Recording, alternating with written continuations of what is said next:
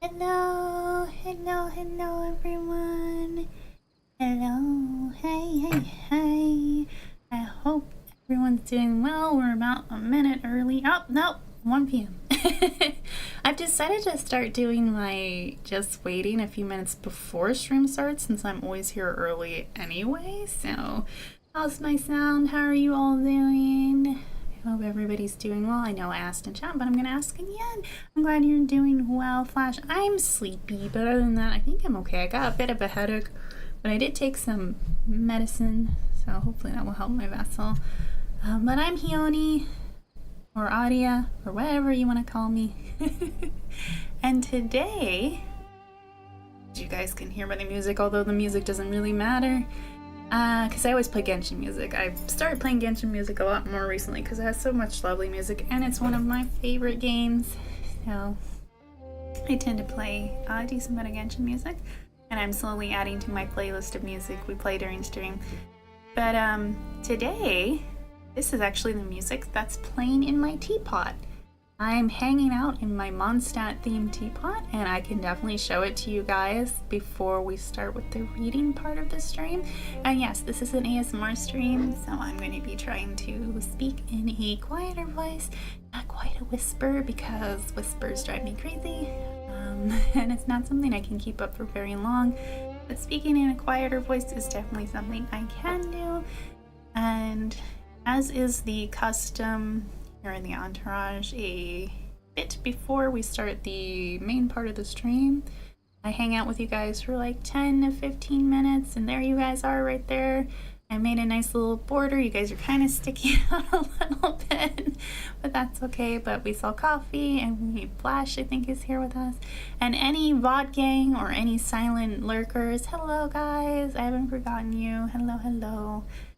It was nice that some of you watch my VODs. You can be VOD gang, that's totally fine. Totally fine. Also, I adjusted my microphone again, so hopefully it sounds a lot better.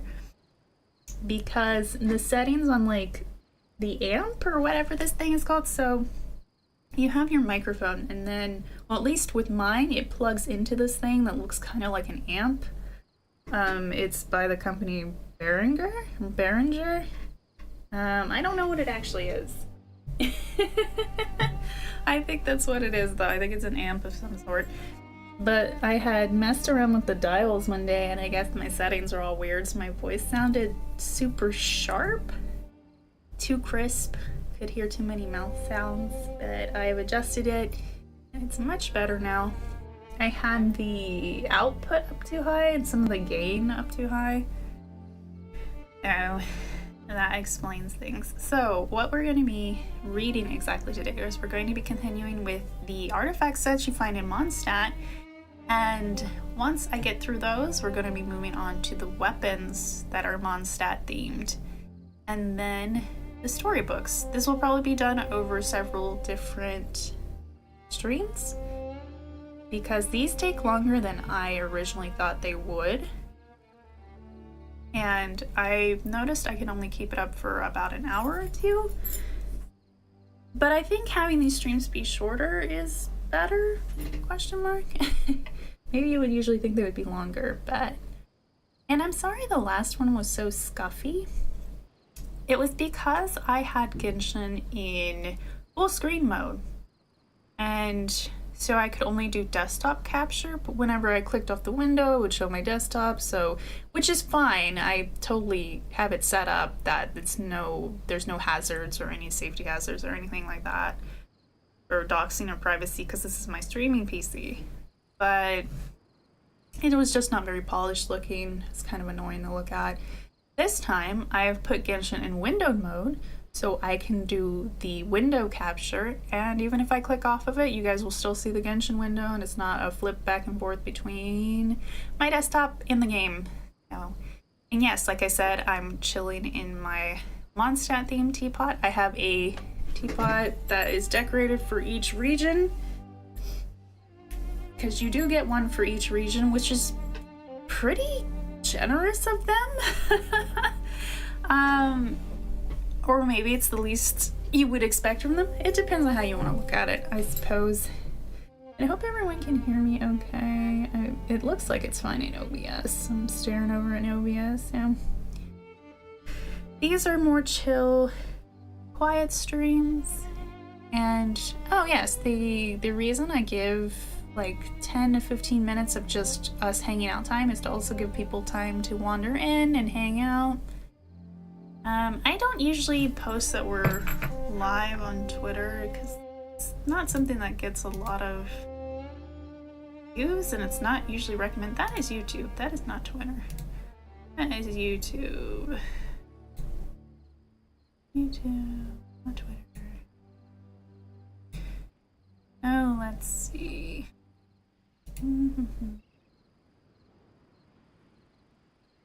Yeah, I usually don't post that we're live because YouTube notifies that we're live anyway. So, yep. Let me make sure I'm signed out of everything. There we go. So let's see. Oh, I bonked the mic. Goodness. So for Brosy's here. Lord Filbert is here. You guys are here. You guys are symbolized by that little unicorn, of course. If you're new here, don't forget to read the rules, you know, that sort of thing. Don't forget to ask me questions if you're curious about anything about my channel, about me, etc., etc. You guys know the deal. So, something interesting I suppose I could talk about is, before I started stream, I was catching up on a few videos on the YouTubes, and there was this one that was about shark attacks in the Titanic. So something people have wondered apparently, I'm not sure why I never wondered this, but people have wondered, were there any shark attacks when the Titanic sank? And the answer is most likely a resounding no, because the water around there was way too freaking cold for like great whites and stuff, for most species of sharks. Because most sharks don't like super cold water. There is but one species of shark, or breed, however you want to say it, that is okay with cold water, and it's the Greenland shark. So is it possible Greenland sharks went after people? Very low. The chances are extremely low because they're bottom feeders. They have been known to nom on things that are, you know, still alive, but they're mostly bottom feeders, Greenland sharks. So most likely not. The things that killed people were hypothermia and drowning. So not sharks. So sharks you actually didn't have to worry about because it was way too cold. Way too freaking cold. And from survivor accounts and all sorts of accounts they've collected from the Titanic sinking, nothing has mentioned sharks at all. No one even, and it would have been too dark. It would have been too freaking dark. Like the survivors on the lifeboats wouldn't have been able to see shit, because the way you see the Titanic portrayed in like movies and videos is way off. It would not have been that bright. When the ship started going, the lights would have all been knocked out and it would have been pitch dark. It would have been kind of lit, but it would have been like a low red-ish light, I think. And then it would have gone out. So it would have been really freaky. Would have been extremely fucking dark. So people on the lifeboats that were drifting away wouldn't have even been able to see if people were getting attacked by sharks, which they most likely weren't. It's a very exceedingly low chance. So there you go. If you've ever wondered if there were shark attacks around the Titanic, the answer is no. Most likely no. Very low chance of shark attacks. And I was watching some things about black holes, because of course I was, because I love space and black holes and all sorts of freaky weird shit going on in the universe. And well, I don't know if it's freaky and weird, it's just normal because it's just what happens in the universe. But from the point of view of where I'm from in other dimensions and how much time I've spent around humans, it's freaky and weird. So that's basically the... Oh, coffee! Well, but I got some pizza. Wait, what?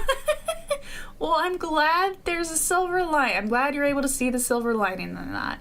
Well, I'm glad you got some pizza. What kind of pizza did you get? I'm sorry about your mom. Unless you're not close, because I don't want to assume everyone's close to their parents, because not everyone is. What kind of pizza did you get? Coffee? And hello, welcome back. Welcome back. I was just talking about what I was doing before stream. We're just hanging out a little bit before the main part of the stream begins. Can you guys hear the, well, the music was playing. It goes through a cycle of playing, and then it's just like bird sounds and whatnot. Hello, Coffee. Hello, hello, how are you? I hope you're doing well. And Flash was here earlier. And any silent babies. Any, lurkers. And Pot King. Basic pepperoni pizza. Hey, pepperoni pizza's pretty good, so yeah. I like pepperoni pizza. But I'm not a big pizza angel in general. I know we have an Entourage member that's a huge pizza fan. She's called Pizza Queen, after all. My store has a 4-in-1 deal instead of the usual 3-in-1. That's awesome! Well, it's always nice to get deals, yeah. Where are you? Okay, if you don't mind me asking, Coffee, where are you from again? I don't quite remember. I don't think you're one of our local Florida men. Also, I'm close to my mom. Oh, shit. Well, I'm sorry to hear that about your mama. And I hope you're able to give her, you said basically, so maybe something can still be done, but if not, just do your best to spend as much time as possible with her and give her a good, you know, be a good child for her. Because I don't know your gender, so I won't say son or daughter, but I'm sure she appreciates you a lot, Coffee. Worried about her being scared of, and then I'm scared of losing her. Yeah, it's really hard for humans to deal with. I'm immortal, but like I said, I spend a lot of time around humans. I'm a pretty human-ish angel, so to speak. Technically not dying. Okay, so she still could be okay, is what you're saying. Yeah, well, I hope she's gonna be okay, hopefully. Or I hope something can be done about it, because there are times when humans contract things, but you guys are able to do things to help with it. Or there are people that are told like they're gonna die and they only have this long to live, and they end up outliving it and beating it. So who knows? I have the phone call hospital. Okay, well, you take care of your mom. I assume that you are to the best of your ability, and give her a hug and a kiss for me. Tell her I wish her well. And yeah, but don't feel like you have to stay around here. You go take care of your mom. Unless she's resting or she's working, or I'm not sure what kind of ailment she might have. Some people can still work and do things even when something like that. Perks of feeling no sympathy is that you don't feel sorry over the loss of people. Yeah, that happens. That can happen. Because some people, it's not that they don't care. It's that the certain, okay, not necessarily, like certain traumas can make that happen. Like, I understand that because I've known humans that literally, because of stuff they've gone through in their life, they are numb to trauma. Because of trauma, they don't really feel feelings like as strongly or the same way as other humans. Watching anime, like, it was, oh, that's awesome! What kind of anime does your mom like? Oh, that's awesome. I try to watch anime every now and then, but I don't get a chance to watch a whole lot, so still working my way through One Piece. But yeah, this is just kind of a quiet, peaceful time today. No, I don't mind if you guys don't. You guys are quieter in chat and that kind of thing. You guys are free to just chill and just listen to me read. Which I think I'll start in a moment here. So last we left off, I think I finished the prayers set. Moving on to Blizzard Strayer. I know she like car stuff and sport animes. Interesting. She wants to redo of a healer. Okay, I'm not familiar with that one. Like, I'm not very versed in a lot of anime, so. She's obsessed with Death Note. Zora for one of these, that's awesome! Zora's a cool ass dude, so I don't blame her, man. He's very cool. I mean, everybody in One Piece is pretty lovable, so. Even people like, I know a lot of people don't like Usopp, but he gets better later on. He gets cooler. And everybody's gotta love Soga King. Or is it Soga King? I think it's Soga King. Oh, that's awesome. That's your mom watches anime. Video here is basically Thai as far as I know. Oh, shit, that's cool. Well, props. I'm glad to hear people who are more open about that kind of thing. Hello, it took me a minute to realize the need of social PCs. It's okay, Gyron Gumbo, you're just in time. I was about to just start reading. I was just hanging out and chilling with the entourage here, and coffee in particular. But welcome back to the Genshin reading. We're moving on to the Blizzard Strayer set. So we are concentrating on ones that you get in Mondstat and Dragonspine. Yes, we're including Dragonspine in this. So I'm gonna continue on. We've had our little hangout time, and I'm going to start with the Blizzard Strayer set. Hi everyone, Green Lagoon. Hi, Elastic Tart. Oh my god, Sergeant Fat Kid, all comrades, and Lord Velvet is here. All hail and praise. Please give your candy offerings to him. Hey y'all. Hi guys. You guys are just in time. Okay, it seems like the perfect idea to do this like 15-minute to 20-minute hangout, because look, several of you have popped in that time that I was just hanging out and talking. But yeah, I love Fabrosio. That is hilarious. I think I'll keep him like that. Yeah, he used to be on my head, but I think that's funnier. You're right, Lost Victorian. Definitely. Okay, you guys ready? So let's start with Snow Swab Memory. Let me switch over to the game here. Ta-da! Okay, all better. And when I click off of it, Genshin won't disappear because I put it in windowed mode instead of full screen mode. I am clicking on and off it in OBS, and look, it's not going anywhere. So you guys won't have to look at my messy desktop. Although I tidied it up quite a bit, but just in case. Do be drawing stuff. That's also coffee, I'm glad. Well, you are welcome to just sit here and vibe and listen while you draw. So this is the Blizzard Strayer set. Let me close my door in case the thingy comes on. The humidifier. It's just better for sound control in general. And I adjusted my microphone settings, guys. The amp that it's connected to, or I don't know if it's an amp, it's some sort of thing it's plugged into. The settings were all weird, so my voice was kind of sharp. So my voice should sound a lot smoother and a lot better. Anyway, it reminds me there's always like my Pokemon fusions. Do you have a favorite Pokemon fusion I can try to draw? I have seen that website, and we also play Infinite Fusion on stream. Some of my favorites are some of the Ghost fusions. I can't think of any one in particular. A lot of the ones with like Gardevoir and Hatterene are also really nice.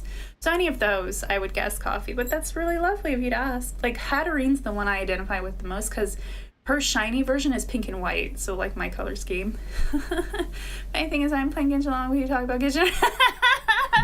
That's awesome, Lost Victorian. And by the way, for anyone who knows the American English spelling of artifact with the I use the British English, just like Lost Victorian did right there with the E, so ARTE facts. Okay, I'm gonna see what I find. Sure, coffee, sure. All right, without further ado, let's get to Blizzard Strayer. We're starting with the flower. My head's kind of in the way. Let me move myself. Hold on a second here. I got Fabrosi on my head, as per usual. Or Filbert can be here too, or he cannot. Up to you guys. Let me unhook everything. Let me move myself here. I can just peek out like that. I'm kind of in the way. Okay. Alright. A long extinct flower covers in beads of frost that once grew on the glaciers. There was a time when even the proudest and most arrogant warriors bowed before it. This is Snowswept Memory. This is the flower of Everfrost, plucked by a pair of gentle hands. It must have given a certain someone the strength to see winter as a warm embrace. Hey, that's how I see it. This fourth fresco is prepared for you. Your likeness will forever remain on this wall. For the sake of that fresco, for everyone's sake, I will wait for you and pray for your return. The maiden stood before a blank wall, and smiling, she pinned a small flower to the hero's breast. I was an elegant and unruffled fellow, who would never bat an eyelid, not even in the face of death itself. The heroism of the icebreaker was forgotten, buried in the storms of the north. Since then, the snow has melted, but this flower has not withered. Icebreakers resolve. I look over and I see myself just kind of peeking out, and I just kind of... A feather that exudes a chilly aura.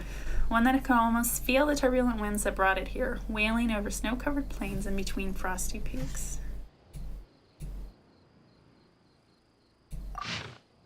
Filbert should be here too. Hold on, let me get him. Oh, there he is. Hold on.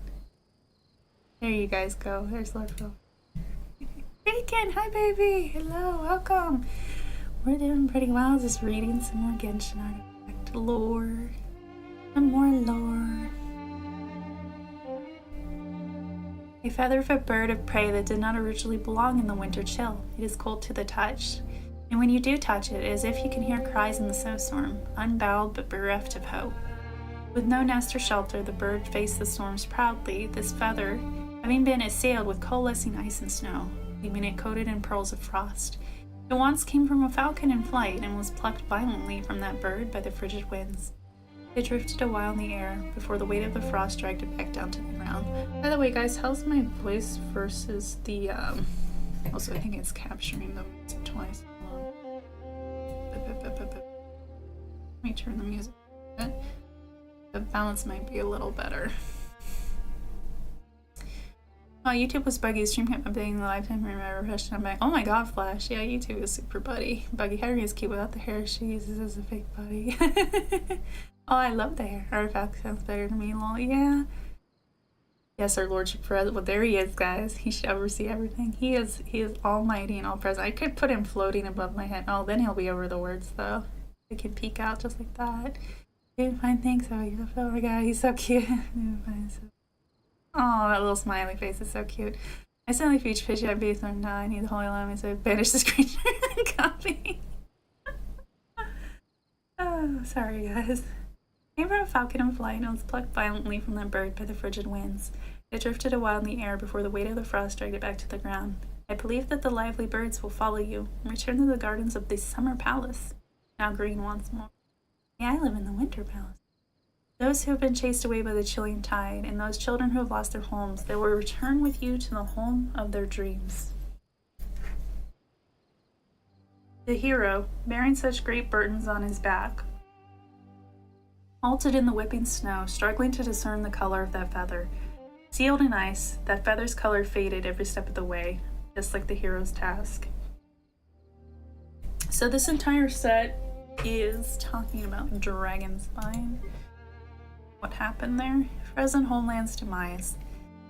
A timepiece from a nation of old that waited for their warriors' return. What flows inside is not sand, but bits of ice that never melt. Ancient hourglass with fine powdered snow flowing in it. Even the coldest winter cannot freeze the flow of time. It's true. The cold that descends from the sky can freeze time itself. This myth was widely believed throughout the entombed mountain city.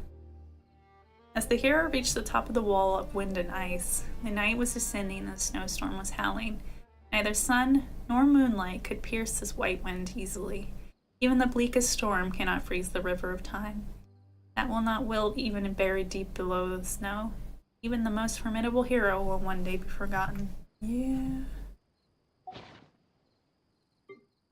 Frost-weaved dignity. A cup carved out of ice that is chilly and biting as winter. Its former master would drink an unfreezable liquor from it. For the outlander who once searched for hope in midwinter on another's behalf, even the glass he drank from was carved out of ice. Drinking better wine in this glass would feel like swallowing icicles that stung every inch of one's throat. Ordinary people would struggle to enjoy this sensation, but the reticent hero relished it. Hey, you and me both, brother. He was a warrior as silent as the ice itself, blocking the frigid winds that descended from the stars with his body. But not content with merely being protected, the maiden who painted left the man she admired these last instructions. If fear or despair, both of which are within our nature, should crush you or cause you to never return, then please live on. Do not accompany us unto our doom, to languish forgotten in the snow. Taking another swig of bitter wine to steel himself for the journey, he turned away from the maiden's wet eyes, and he would set out on an unending pursuit towards the land of snow and profundity.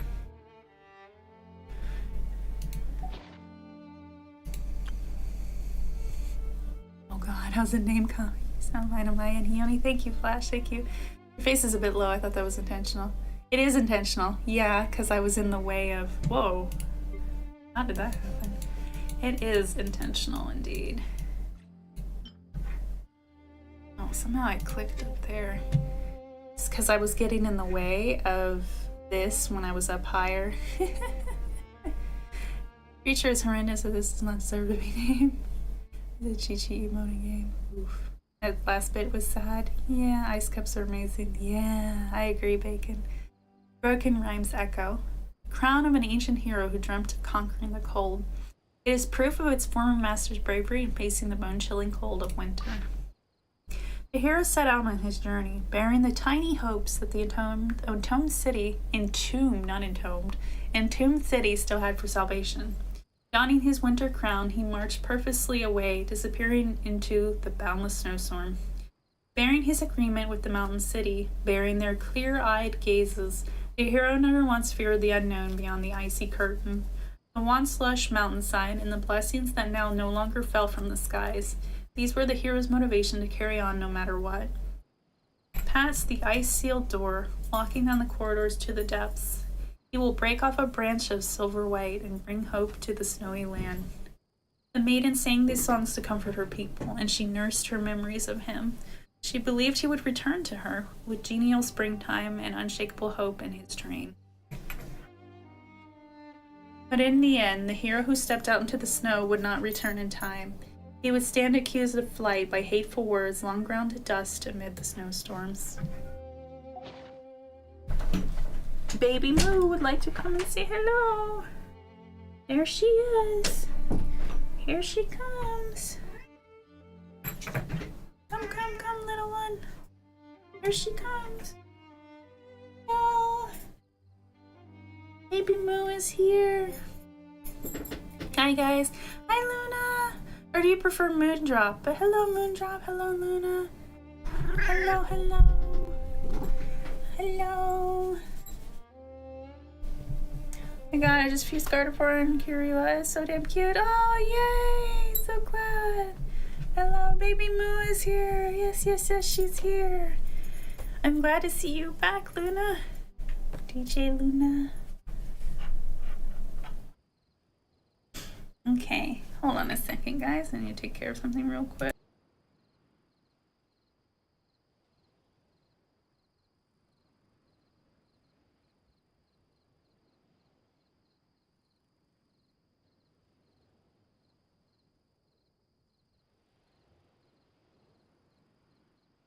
My vessel's still a little bit sick. I had to blow her nose. We're being spoiled today. Hello, my Abaddon! Hello! Baby Moo, the kitty cat, is here. As one of my familiars is hanging out here with us. So cute and chatty. Yeah, and hello, Abaddon, baby. I wonder the idea of weapon stories came from. Was it before Drakengard? I have no idea, Gar. I have no idea. I'll put my cat on the mic. Oh, if only I could hear it, Sergeant. But I should get some liliest money. So you're asking if I like Roblox? I've never played it. Is the crowd set from the same era as Dragonspine Treasures? Yes. It is indeed, Bacon. Yeah, that was all about Dragonspine. As to the rest of the chat, maybe we should read the next one. I wish she could. She'd probably have an adorable voice if she could speak like I do. Oh, she just knocked one of my Nendroids on the floor. She knocked Mikochi on the floor. No. And she's too far away for me to get her. Or maybe I can get her. Oh. I have a Nendroid of the almighty Sakurami. Uh-oh. Genshin, you doing okay? This guy lagged out of Genshin. Hello, darling gentlemen. Yeah, I'm gonna sit down again. Yes, I mean, oh, I was gonna show you guys around my teapot. Well, let me take a chance to do that. This is my Mondstat themed teapot, and let me show you guys around. Since I got, nice Brookhaven. I'm not familiar with that. It sounds familiar though, DJ Lynn. We'll return to our reading, but I'm gonna show you guys, maybe I'll have him walk. Remember, would that be too slow? This is supposed to be an ASMR. Yeah, that voice is turned on. Okay. My elite baby girl, yes. Genshin Lore sell today. Somebody give it a Snickers bar, yeah. Eat some osmanthus wine. But here is my Mondstat themed teapot. I have some Zhongli colored fishies in the fishy pond. Let me show you guys. Yes, baby moo. All the yellow fishies and brown fishies. Let me show you my... There's Rain Soother, is that her name? Rain Tamer? We call her Tubby, but her actual name is like Rain Tamer or something. Let me show you guys my mansion. I heard the cat is looking everywhere right now. I can't stop laughing. That's adorable, Sergeant. Oh, I should give it a somewhere. Yeah. So I'm pretty okay with my Mondstat teapot. Oh, okay, I'll walk now that we're in the house. It's rude to run around the house, so. Zhongli is a very, very well-mannered gentleman, so. Here's the entrance. There's Kaya and Diluc chilling over there by the fireplace. And here's the main area. So first, Ribs Khione edition, nice. It's come lunch. Yeah, you guys can have lunch while I'm showing you around. So here's my kitchen, my little kitchen.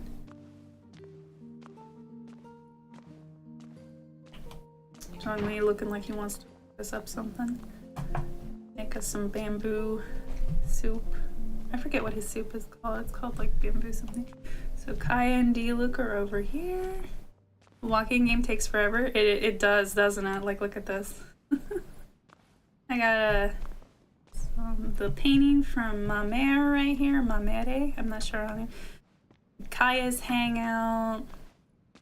Kaya and Diluc are chilling over here by the fireplace, and there's that lamp that you get from Kaya's story missions. Apparently your only options are turtle or hair speed. Yeah, exactly. If I actually organize space, I try. I don't think it's as like impressive as some other teapots, but I just kind of did this on my own without looking at references or whatever. Like, I'm actually starting to try some fancy shit in my Fontaine teapot, but you guys will get to see that eventually. So this is like a guest room. I'm forgetting to tell you guys what these rooms are supposed to be. So this is like a guest room, right? There's the kitchen. This is like a guest room. And then over here, beyond these two gentlemen, we have buckwheat with liver sauce and sweet dish jelly bread with whipped cream. That sounds really good, DJ Luna. You're from Ukraine, right? I think so. So there's a little sitting spot over here. We go in here. The underwater one, I've not checked it out yet. It's really pretty. Now, it doesn't really have a night-day cycle, so if that bothers you, you might not like it. But it makes up for it by being really, really, really pretty. It's actually underwater, so you'll see what I mean when you get into it. But yeah, this is kind of like a study room. You know, kind of like this alchemy study room.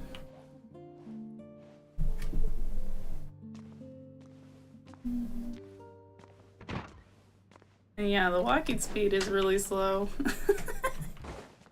I can have him sprint for a little bit. And then he goes back to walking. Here's lovely Noelle right here. And there she goes. Bye, baby moo. And Noelle's just chilling up here. And then over here we have Rosaria's just hanging out. But this is another guest room. And this one, let me close the door again. This one's more Liua themed, as you guys can see. And wouldn't mind so much, but I think it would affect the Ormos music. It wouldn't really fit. Yeah. Oh, Rosaria. Rosaria's chilling. I got some more art from Kaya's Hangouts. As you can tell, I'm quite the fan of Mr. Alberg. He's my favorite boy from Mondstat, so here's my traveler's room. It's really fancy, of course. Got a little sitting spot over here.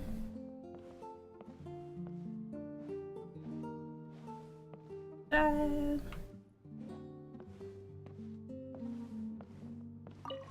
gonna have him chill in here, and we're gonna continue with the reading. And I'll show you the rest of the teapot in a bit. So we were on the Thunder Suitors. The set I can never read properly. Wait, can you have paintings from Hangouts? Yes! You can get the blank paintings from Tubby, and you can put the whatever the photos you get at the end of each one. Ditto and Sungma Nuts Fusion looks so goofy. I'm sure it does. I love it. I love the goofy ones too, yeah. Okay, so this is Thunder. This is the Thunder Soother set. And this is Thunder Soother's Heart. A flower that blooms even amidst ferocious thunder and lightning. To this day, it still grants courage to travelers in thunder. Purple flower plucked in a thunderstorm. Whoever wears it will no longer fear the thunder and lightning. This flower blossoms only in thunderstorms, never weathers. Hello, baby. Despite the constant rain, she's come to say hello again. This is the flower of thunder.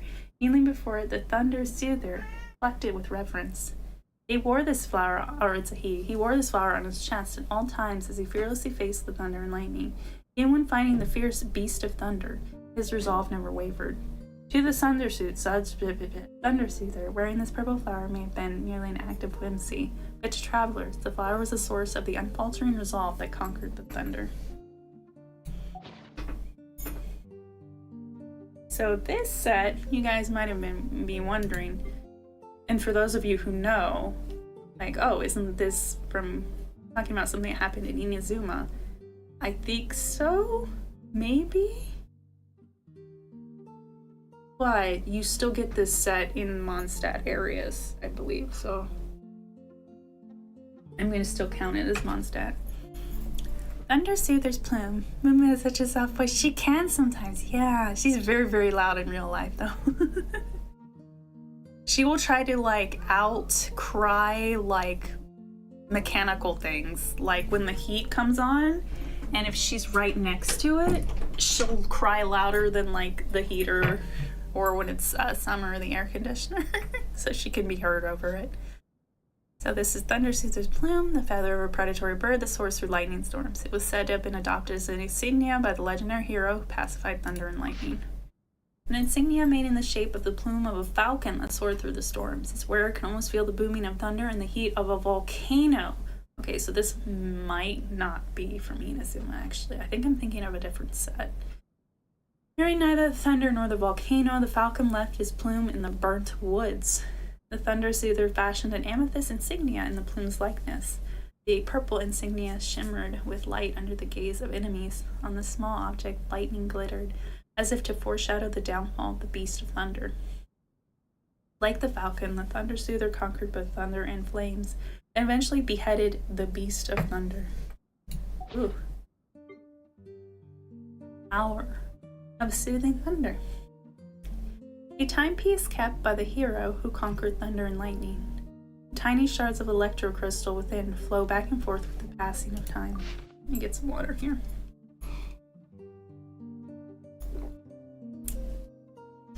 An hourglass the Thundersoother once used. Flowing within it is not sand, but tiny electro shards. The shards shatter and flow down as time passes, then merge together at the bottom of the hourglass. The Thundersoother, who defeated the Beast of Thunder, crafted this hourglass from amethyst. Passage of time is just like lightning. It bursts through the sky and is gone in a flash. Even the Thundersoother could not conquer the flash of time. Within this hourglass Even thunder and lightning have to obey the never-changing law of time. In the hourglass, the shards shatter and merge countless times while time silently flashes by. Observing this taught the Thunder Soother about the cycle of life and death. Empowered with this knowledge, he was able to defeat the beast.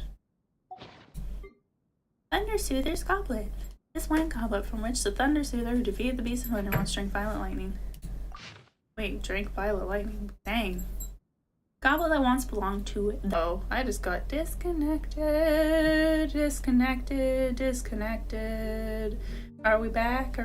I just saw that flash there. Disconnected.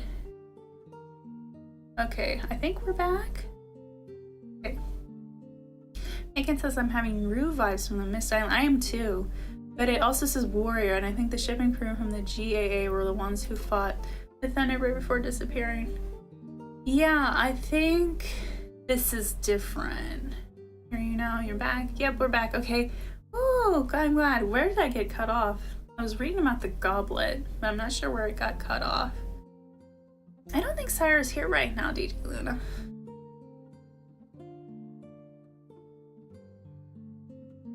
Okay. But yeah, this is reminding me of Rue as well, Bacon. So I'm just going to reread this then, because I'm not sure where we got cut off. So this is the Thunder Soother's Goblet. A goblet that once belonged to the Thunder Soother. Perhaps its former owner once used it to drink the thunder. Mighty as he was, the Soother was a mere mortal with human feelings. Rage and ecstasy, can't really say that sometimes, ecstasy would come and go in a flash, just like the pounding thunder. This goblet witnessed not only the feats of the Soother, but also his sorrow and laughter. From this goblet was drunk the wine used in the sacrificial slaying of the Thunder Soother's family. From this goblet came the courage that helped him venture forth into the beast's cave. From this goblet came the sole source of companionship for the Soother, who spent his final days in solitude. Thunder Soother's Diadem. A crown given to the Thunder Soother for defeating the beast of thunder that had been wreaking havoc upon the land. A very ancient diadem. It shines with the light of the pacified lightning.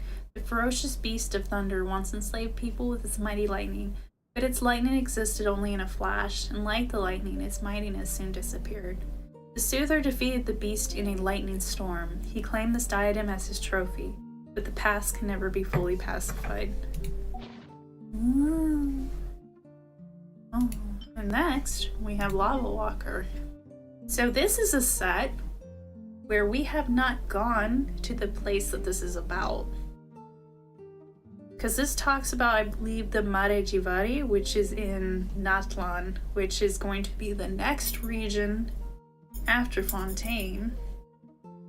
But you get this set in Mondstat, so I'm going to read it right now. Okay, bye-bye. I'll publish the finish our new. Okay, you got it, baby. I need to go check it out sometime then. See you later, Coffee. Thank you for joining us for a little bit, and hope your mom's gonna be okay. Okay, let me get some more water. Oh. Then it's home. Yay!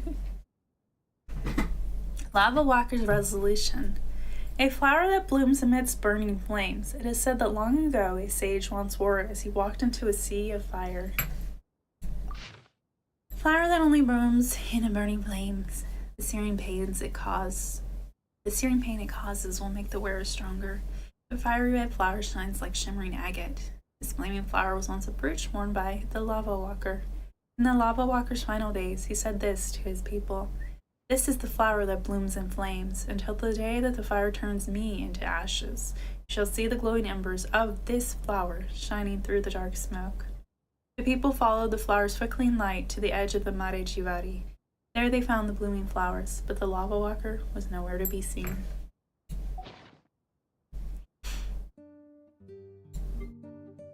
Lava Walker's Salvation. The feather of a proud phoenix. You can almost hear the sound of its wings flapping in the scorching flames. A feather plucked by the Lava Walker from a bird that sings amidst the flames. The wearer can almost hear the sound of the bird's wings flapping in the blaze. Legend has it that there exists a kind of solitary bird that sings in the blazing flames. People worshipped it as a totem, while kings saw it as a sign of nobility. Donning this feather, the lava walker retreated from the outside world. Alone he came, and alone he went, leaving no trace behind. Since then, people often hear cries coming from the Mondstat. No one knows if they are the song of the bird or the sighs of the lava walker. Maybe both. Lava walker's torment.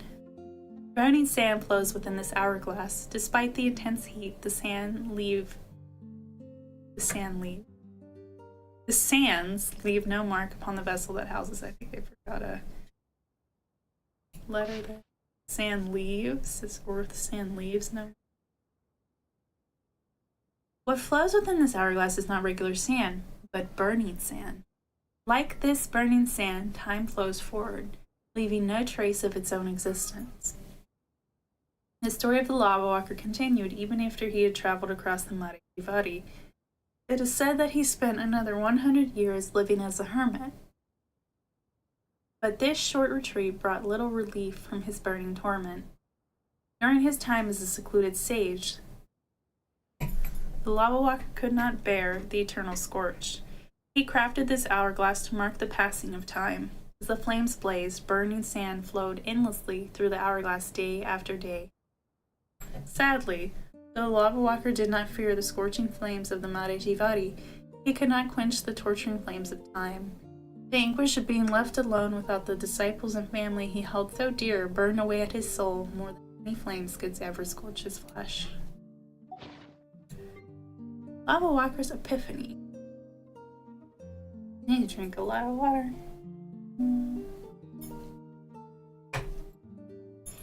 A legendary goblet that can withstand extremely high temperatures. It still retains a degree of warmth even though it's now empty. A goblet that once contained lava. Now empty, it still has a slight hint of warmth. She's back! This goblet once belonged to a sage known as the Lava Walker. Wisdom flowed from within. The Lava Walker would toy with the goblet. Even in the blazing heat, it remained intact. Legend has it that the Lava Walker would drink lava from this goblet as if it were a glass of fine wine. But while fine wine evaporates in high heat, the wisdom of the sage could withstand a trial by fire. To the Lava Walker, fine wine was merely a catalyst in the process of producing ingenuity. Aided by alcohol, even the slightest spark can combust into a brilliant idea. The goblet was a silent witness to the forging of wisdom amidst the flames. The moment before the Lava Walker set off on his final journey was when the goblet was filled with the most pride. Baby Moo is back. Baby Moo is back. She is. I put Miko over here so she doesn't knock her over again. Like, I have a few Nendoroids on my desk. I have Sakura Miko. I have Anya from Spy Family. And then I have this little white-haired, silvery white-haired pigtail girl from, not Toho, Kantai Collection? I can't remember her name, but she's there as well. And sometimes they get knocked over. It's okay. Karen Gable says, you know, magical items with history that would make you think maybe you shouldn't keep them around. I mean, some of these should be in a museum, yeah, shouldn't they? Baby Momo is really spoiling us today. She is. She really is. She's back again. No. I think she's just really lonely today. Come here. Like, some days she's just content to go curl up in her usual spots and nap. But some days she just likes to come in here and just talk. Baby Moo, come here. She's like nuzzling her face on my little side table here. She's so cute. My little angel baby. See, you guys might think I'm an angel, but she's the real angel. Her tiny little wings. Both of my familiars have like little glowy angel wings. I should sketch them for you guys sometime.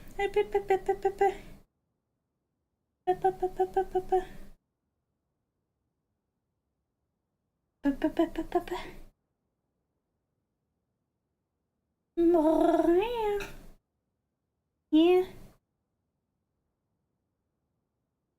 Okay, Momo. Continue reading. Kankole. Yeah, Kankole. Kantei collection. Kankole. Let's see.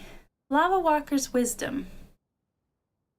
The circlet of a sage who traversed a sea of fire. It won't shine brightly from the ancient silhouette as they stood strong amidst the flames. Oh, there goes my fucking Australian accent. I have this Australian accent that I can do. It pops up sometimes. I don't know why it does that. Every time I try to do a British accent, it becomes Australian, and I don't know why. I really, really can't do a British accent. It becomes Australian. Baby Mew should start her own podcast. She should. Yeah, she's precious. Okay, so Lava Walker's Wisdom. The circlet of a sage who traversed a sea of fire and once shone brightly from their ancient silhouette as they stood strong amidst the flame.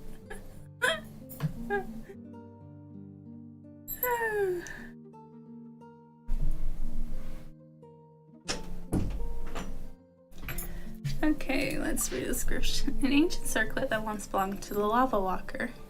What the Aussie father. A sage who wandered in the Madhujivadi. On close examination, one can almost see his figure standing strong amidst the fiery flames. The wandering sage of the Madhujivadi, known as the Lava Walker, crafted this circlet from crimson agate to resist the intense heat of the flames. The circlet was built with wisdom and tenacity. It sparked fear and jealousy among the peers and seniors alike. How dare the Lava Walker challenge the flames of the Madhujivadi? Such blasphemy has not been seen in hundreds of years. The flaming sea will surely devour this arrogant young man. The sky will blow his ashes into the void. In his jealousy, the teacher demanded that his students step into the flaming sea wearing the circlet. In a state of calmness, the Lava Walker strolled onto the lava and gradually disappeared into the horizon. I hope this Lava Walker guy is like a playable character eventually or something. Or maybe he's just someone from the past.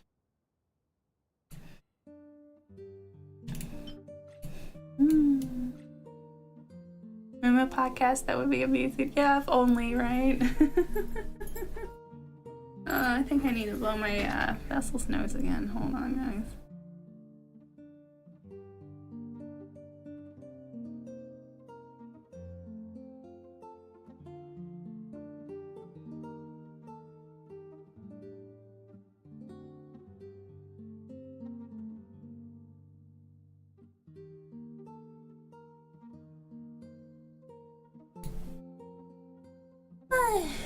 Because even though she's on medicine,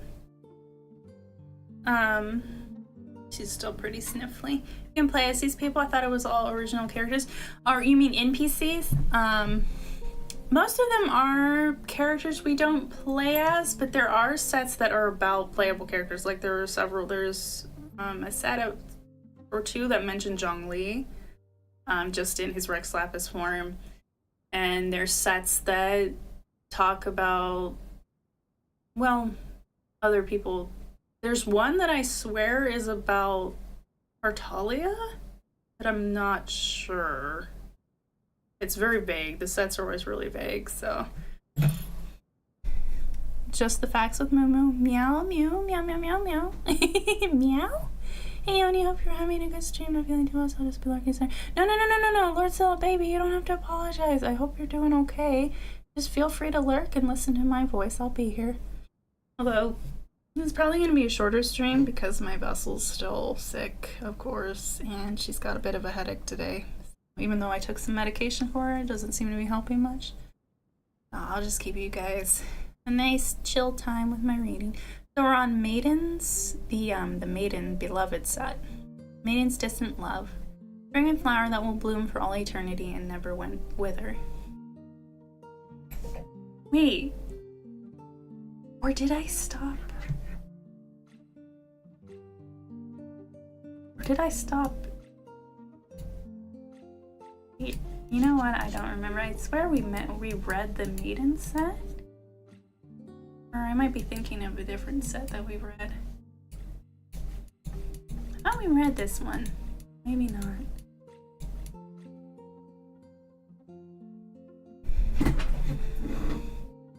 I hope you feel better soon, Zella. Maiden's distant love, a fragrant flower that will bloom for all eternity and never wither. The maiden's flower. Fresh and elegant, just like its original owner. The books say that this species of flower has long been extinct. Just like the passage the maiden had read countless times in books, the damsel in distress was saved by the white knight in shining armor, and they exchanged flowers as blessings to one another. Though a maiden's heart is said to change with the seasons, just like a flower, this flower remained constant. For her heart had stopped in that moment long ago, the moment she met the knight. We read something about the maiden before. Maybe we did read this one. Maybe she was just in another set?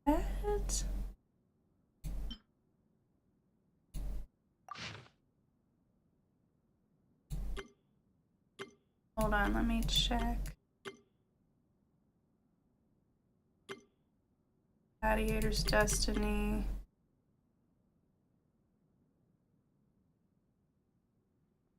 Yeah, we already read these.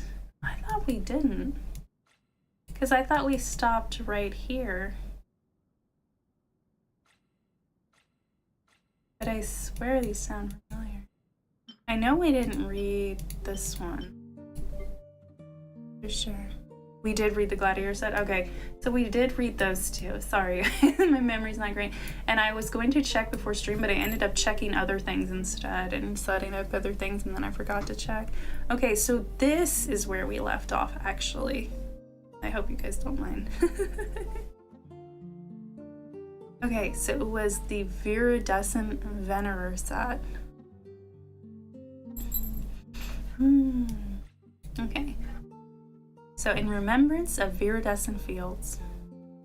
A wildflower that was once a ubiquitous sight in its homeland. Ubiquitous, by the way, means like all over the, like, it just grew like all over the place, pretty much.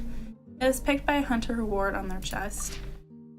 A white wildflower that used to cover the earth. It was not withered, it has not withered one bit, and still gives off an exquisite fragrance. In the days when wildlife still roamed the earth and monsters had not yet appeared, the viridescent venerer would use this flower to conceal her human scent. Thus it was said that to seek the silent and gentle viridescent venerer, one simply needed to close one's eyes and walk barefoot through the forest following the subtle fragrance of wildflowers. Only those who could tread as softly as a hunter could avoid making the leaves crackle underfoot, alerting the queen of hunters to their presence. It also said that the one who eventually found the hunter was a boy. At that time, disaster had just befallen the ancient kingdom, and misery was spreading across the land. So this sounds like it happened during the time of the 500 years ago cataclysm, perhaps? Iridescent arrow feather.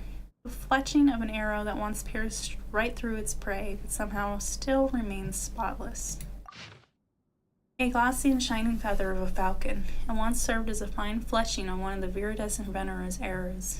In the past, when the viridescent venerer's arrow hit its target, she would come down and stroke the fur of her prey gently until its life force returned to nature and peace, for she knew that one day she too would embark on a journey to the place where the souls of her prey rested. The venerer believed that at the end of her life she would wake up from reality and be united with the departed at an endless hunting ground. But she also believed that the moment her arrow pierced through the monster that had killed the boy, that endless hunting ground at the end of her life was gone from her grasp. She killed that mutated monster not for the sake of survival, but out of vengeance and suffering. Viridescent Venerer's determination. A wondrous instrument that a hunter once wore. It forever points towards their prey. A delicate device used for wayfinding. Legend has it that when the viridescent venerer walked barefoot on the fields, the grass beneath her feet would tell her that the birds in the trees could see, what the birds in the trees could see, and the mud she trod on would tell her what the roots in the earth could hear. But it is said that ever since disaster struck, the grass and trees never spoke again, for the god of the woods had died in the disaster. Since then, she relied on this device for direction when hunting. At the request of a boy she encountered, she ceased hunting birds and beasts. Instead, she made the monsters that brought destruction and suffering her prey. I wonder if this takes place in... This is the god of the woods. I don't wonder if this all takes place in Sumeru, but I'm not sure. It could be. Viridescent Venerer's vessel. Yeah, I have a vessel too. A water pouch used by the Viridescent Venerer. Its capacity is much greater than one would expect. Kirstein's hunting grounds, nice wish. Yeah. Little Elder Scrolls joke there for those who get it. For those who are wondering what we're talking about. Water pouch used by the Viridescent Venerer. Its capacity is much greater than one would expect. Very robust and leak-proof vessel. Legendary hunter known as the Viridescent Venerer once used it to collect whispers by the campfire. One night, the Venerer picked up the scent of other human beings. As a hunter, she feared neither wolf packs nor monsters, but she feared far more than this was joining the chatter by the campfire. For she had long forgotten how to speak human language. After rejoining the humans and accepting her place as the Viridescent Venerer, no one ever heard her say a single word. Similarly, no one ever saw her leave a single trace behind. The Viridescent Venerer collected the laughter she heard that night and stored it in her vessel. For many years, she would listen back to the voices in the vessel whenever she felt lonely. Aww, she sounds really sweet. Viridescent Venerer's diadem. A proud crown that once belonged to the Viridescent Venerer. Oh, her crown was a hat. That's really sweet also. It's as lush and green as the breezes of the wild. A hunter's hat without any bloodstains. In folklore, it belonged to the uncrowned queen of hunters, the Viridescent Venerer. Never become the foe of the earth and the forest. This was the hunter's rule. Instead, a hunter should become a silent part of nature. It is said that a bird once built its nest in this hat. None could ever bestow a crown upon the queen of hunters, since the only one superior to her was nature itself. In the crisis that soon followed, her hunter's hat became a frightful sight for monsters to behold. Wanderer's Troop.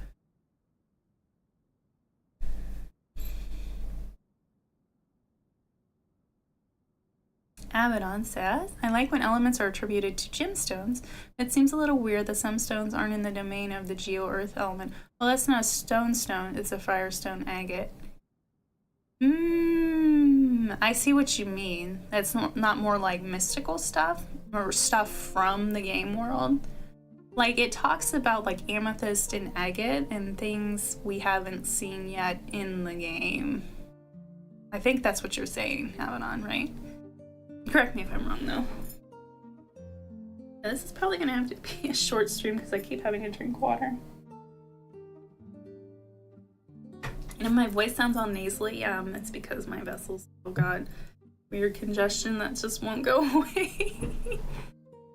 Hopefully this medicine will help her. This new one.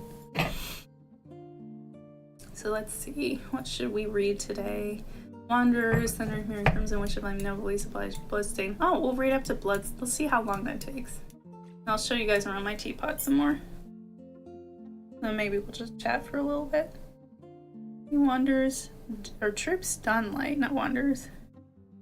Wanderers Troop. This is called Wanderer's Troop is the name of the whole set. I also don't understand how streamers can do this for hours. It does take a lot out of us. That's something a lot of streamers don't talk about, Geyer, is that, yeah, this is the gist of it. Gotcha, Abaddon. Okay, so I'm glad I got what you were saying. Yeah, it is a bit strange for sure. And yeah, Geyer, it does actually take a lot out of us. People don't realize how much energy it takes to not only play a game or read something and also interact with a chat. Because usually it's one or the other, right? Like, usually you're just playing the game or you're just talking to people. You usually don't combine the two. It's a very unique profession or hobby, however you see it. And for me, I'd love to make it a full-time job, but it's a job I enjoy doing, so. But at the end of the day, it is going to be my work, hopefully. But we'll see. Maybe it'll just be a hobby that I partake in with friends and the Entourage. Troops Dawnlight, a small flower-shaped insignia. If you listen carefully, you can almost hear a flute playing and voices singing. Small flower-shaped insignia. There seems to be music coming from it. Among the members of the troop was a charismatic swordswoman. Beautiful as the light on water, elegant as the chirping lark, her every slash hummed a tune of the wind. The end of each song and dance was like the sun after the rain. Dust had since settled, and both the stage and life itself feel emptier for the absence of her music. Both her music and her sword were as lethal as they were beautiful. This was in keeping with the troupe's performances, which were intended for two very different audiences. For the audience of foes, the music drifted far beyond the stage. Hello, Ninja! Hello, baby! Hi, welcome back to Genshin ASMR. Yes, I'm just peeking out down here so I'm not in the way of the text.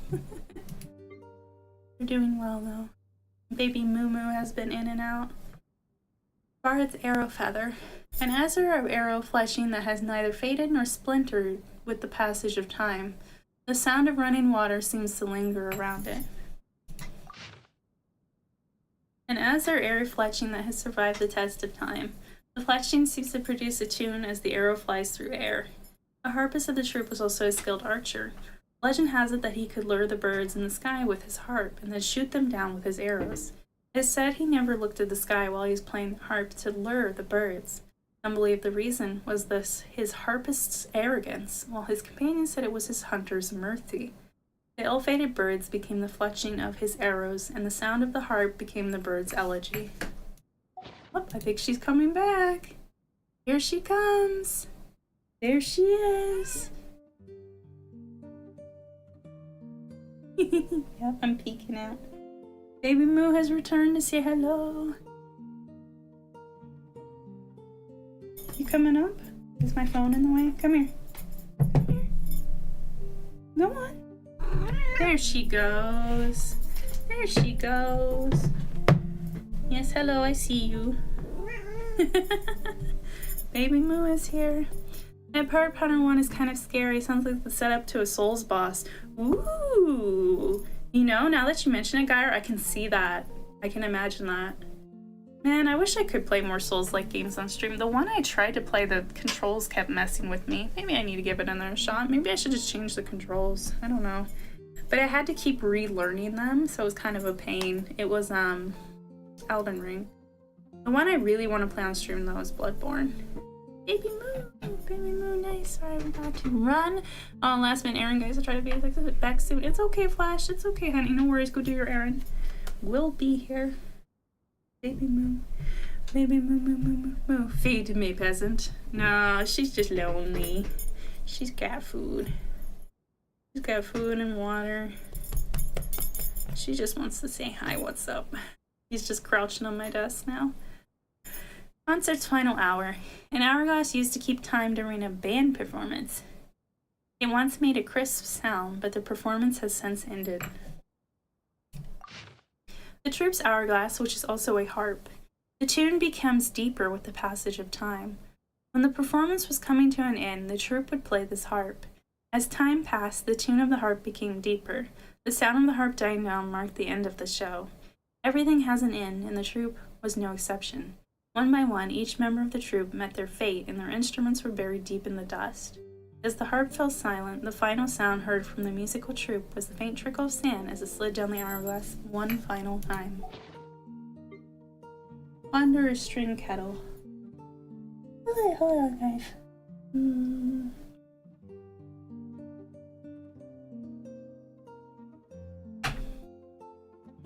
An ancient, strangely shaped canteen.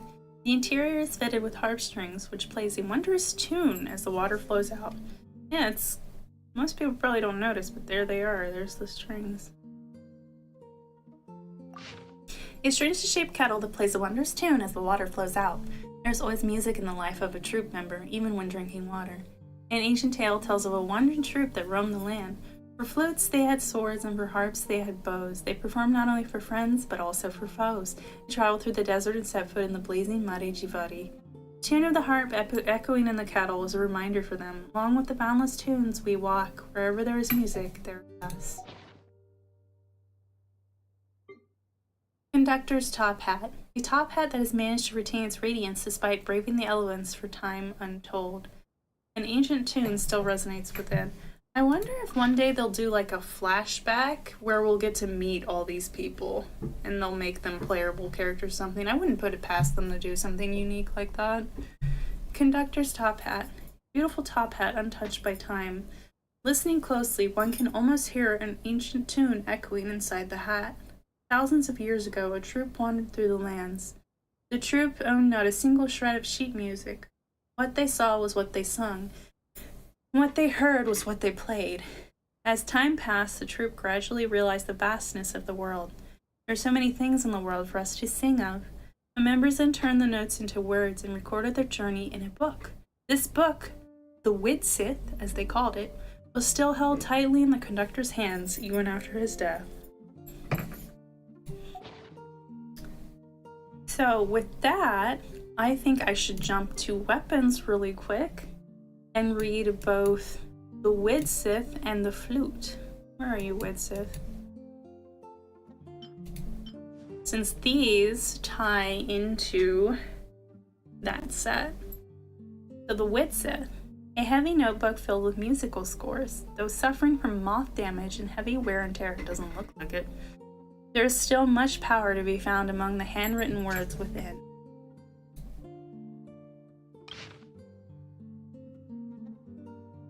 A notebook that was shared among the members of the Wanderer's troupe. It contains musical scores and travel journals. The history of the troupe has been lost since it was disbanded before Mondstat was rebuilt. Okay, so they were around Mondstat. The notebook records the experiences of the troupe, the lands they roamed, and the worlds they witnessed. It siphons great power from the records of the troupe's performances, as well as the cheering of the crowds they performed for. Wanderer's troupe was founded during the reign of the aristocracy. Many referred to it as the swordsman's troupe, some out of hope, others out of fear. Even poems and songs were denied the right to freedom in that era. For flutes they had swords, for harps they had bows, and their song was an anthem of rebellion. Their final act was an attempt to storm the city and impose the death sentence upon its tyrannical rulers. Swordsman's troupe had gone, and with it the memory of their rebellion. But the spirit of resistance they embody will always flow in Mondstatter's veins. Oh. And then the other one, I don't think sacrificial fragments. Yeah, it's something else. But the other one that's tied into that is the flute. Beneath its rusty exterior is a lavishly decorated thin blade. It swings as swiftly as the wind. A nimble sword with holes and delicate engravings on the blade. The sword once made the sound of a flute when wielded by one with the requisite skill. The pitch and tone were determined by the swinging angle. This sword was buried when the Wanderer's troupe disbanded. Unearthed years later, it has long since lost its ability to sing. Even so, it still makes a lethal weapon. Among the members of the Wanderer's troupe was a valiant sword-wielding dancer. After the troupe's attempt to tear down the ruling class failed, she was enslaved as a gladiator. Though all her hope and all her companions were lost, still she fought bravely. Her sword sang with the radiance of the morn's light. She was dubbed the Dawnlight Swordswoman. In his youth, the Dawn Knight Ragnvindir was in the retinue of a knight. That name look familiar, guys? That's Diluc's last name. But this isn't Diluc, this is like one of his ancestors. He went with his master to watch a gladiator match and was moved by the Dawnlight Swordswoman's splendid finale. He named himself the Dawn Knight in her honor and knew in his heart what he must do next. Aww. Did he marry her? Or did he start his own family in honor? Did she die? We don't know. It's pretty vague. So going back to artifacts.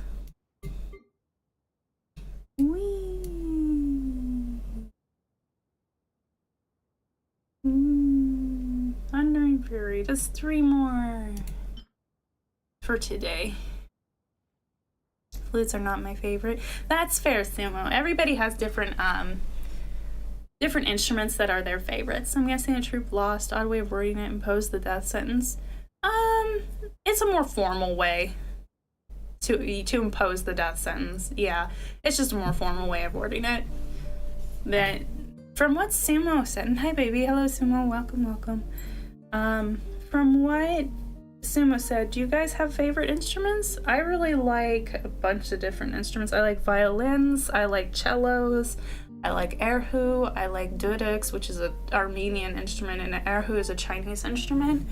There's probably some other ones I'm forgetting right now, but I like a lot of stringed instruments. Hello, me back here. My home had an internet moment. Oh no, Bacon! No! I'm glad your internet is back. we're just moving on with the Thundering Fury set. I think this is also about that Thunderbird in Inazuma, just like the other set. This is the Thundering Fury set, and this is Thunderbird's Mercy. A lightning-infused flower somehow spared the fate of being trodden underfoot or reduced to ash by the furious purple fire, making it the sole survivor on the day of disaster. A purple wildflower that survived in the volcanic ash, it witnessed the total decimation of the ancient tribe. With an innocent's blood, the shaman summoned the Thunderbird. They made their offerings, waiting for the Thunderbird to reveal and the oracles. However, what descended with the Thunderbird was the lightning of destruction. For the transgression against the young lad who sang to it, the sentence was total obliteration. The Thunderbird showed its true nature, wiping the tribe from the face of the earth. Yep, this is definitely about that same Thunderbird. Where is the drum? Well, we had too many drummers at school, so we had to play trumpet. Aww. Wasn't a bad instrument, but never had the patience to properly play. That's fair. Yeah, I think it was also has something about it. Yeah. I have played flute before.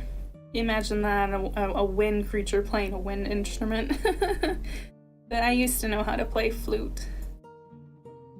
I think that's the only one besides my voice. My voice is the only other instrument I've been able to use. Survivor of Catastrophe. A lightning-charged feather that still flickers with the wrath of the Thunderbird's cruel retribution. The lost feather of the Thunderbird enchanted in purple lightning. It serves as the last witness of the destruction of the tribe. The ancient tribe held the Thunderbird as its protector, but it rained down thunder upon that tribe. On one gloomy night, it shared a pure friendship with the lad. Once it departed, the lad picked up the feather it dropped. I shall sing you another tune, when you come again with thunder and rain. Driven to madness by the remorse of a promise unkept, the Thunderbird left the mountain in cinders. It was hunted down years after, slain as a monster. Years passed, the burned land revitalized, the lightning feather was left buried in the vegetation. The story of the Thunderbird and the young lad all perished with the tribe. Except it didn't, because you learn about it all again during the main events of Genshin. Hourglass of Thunder. The hourglass used to foretell the coming of the Thunderbird by the tribe that worshipped it. It has fallen into eternal silence now that the tribe is no more. A luxurious hourglass belonging to the ancient tribe that worshipped the Thunderbird. As the tribe faded away, so did the hourglass. A luxurious hourglass made with amethyst and amber gold that belonged to a shaman.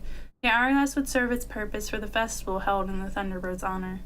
In the last festival the tribe held, the frenzied Thunderbird blew away the blood-stained altar. The countdown to the arrival of the Protector became the countdown to the tribe's destruction. The Thunderbird decimated the tribe to avenge the one who sang to it. Unbeknownst to the Thunderbird, the lad himself considered his sacrifice as an offering, all for the good of the tribe, for the blessings of the Thunderbird. And the Thunderbird killed them. Omen of Thunderstorm. Oh, this is 100% Rue's story. Ceremony that holds the, or someone before him. Didn't we meet him? Or was he just... Ceremony cup that holds the blood of the innocent. It is brimming with the thundering fury of the prayers that echo within. A ritual goblet used by the shamans of an ancient tribe. It held the blood to be offered to the Thunderbird. In the seasons when the Thunderbird flew amidst the stormy mountains, the young lad sang without fear. Attracted to his voice, the prideful Thunderbird landed by his side. Curious tunes, tiny human. Afraid not of thunders and storms? They said I can bring peace to thunder and storms. The young lad paused and answered. The Thunderbird cried, but kept its silence, for his was an enchanting song. It was the first and last meeting between the Thunderbird and the young boy. And the next she saw the boy was when his blood filled the golden goblet on the sacrificial altar. Man, imagine sacrificing children. Ugh. Ugh. Thunder Summoner's Crown. A crown once worn by an ancient shaman who worshipped the Thunderbird. The capricious beast remained unmoved by the shaman's devotion. In the ancient tribe that worshipped the Thunderbird, elder shamans wore this crown. The Thunderbird soared through the thunderstorms, raining down purple thunder and rain. Ancient tribes feared its powers and thanked it for its blessings. Shamans were chosen to offer blood sacrifices to it for protection and forgiveness. The Thunderbird was still a monster that cared not for the worship of mankind. He knew it not and regarded the unpredictable actions of the Thunderbird as divine revelations. Yet thunder was its breath, as were the fates of men. From the sky, men were no different from animals. Till one day a song pierced through the roaring thunderstorm. Song ripped through the clouds and bestowed upon it light. So, this entire set is about something that does happen in the course of Genshin.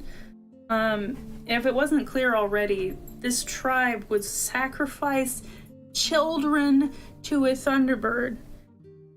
But this particular kid sung so beautifully, the Thunderbird just became very attached to him. And then they killed him, and then the Thunderbird's like, well, fuck you, you killed my little friend, I'm gonna kill all of you. More than one tribe city group did that in game, like on their story. Yeah, exactly, Bacon. Yeah. I mean, I was not supposed to sacrifice children. No, Ninja, no! I have to go, but like, listen, you have a good weekend. Oh, I'm glad you like listening, guy. And yeah, it's okay. See you another time. Want power from the dark side, Ninja? Yes, it was necessary. Yeah, if you want power from certain darker things, you definitely need to do something a little weird, a little untoward. And of course we like Ukraine, Ninja. Or not Ninja, DJ Luna. Jeez, my brain just did not catch up. Yeah, of course I like Ukraine. Let's see. Crimson Witch of Flames. Have only light powers. Reconnecting.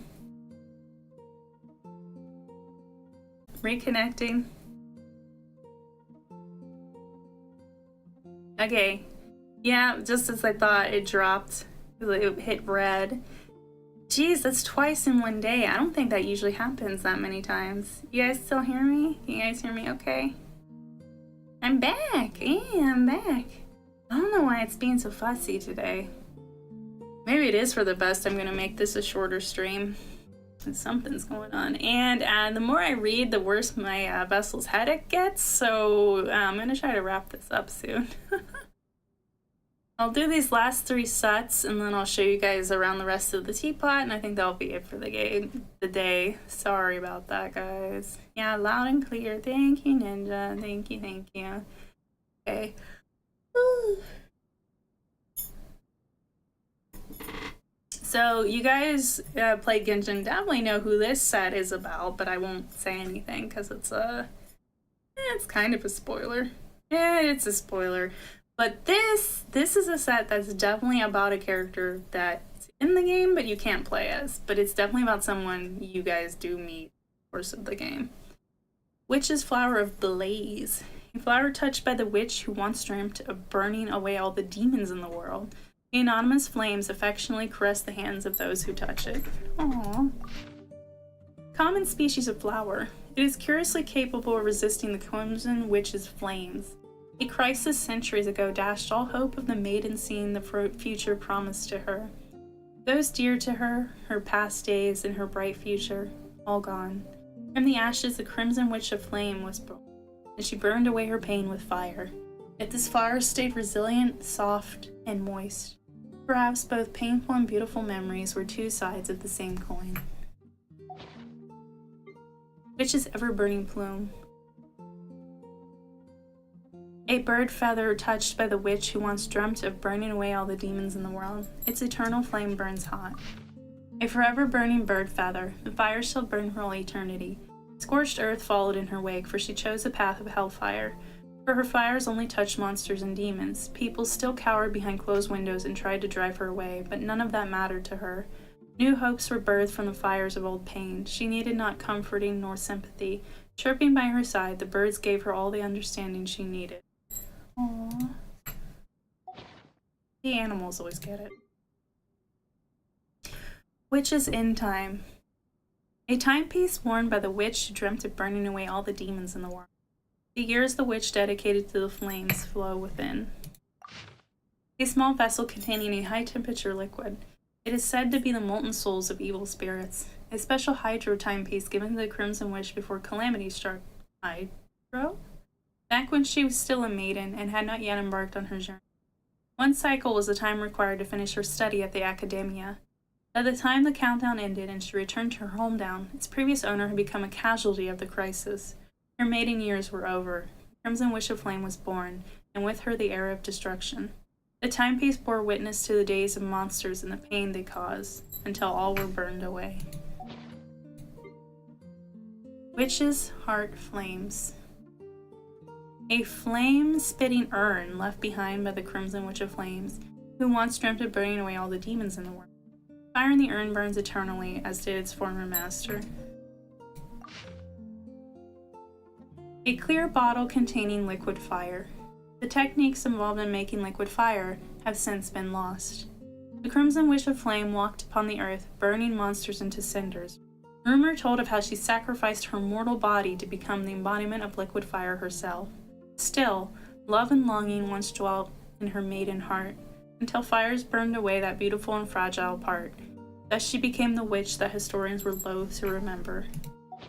She sounded like she was a good person though. She's only attacking the bad guys. Even if she's a little scary, she's still a good guy.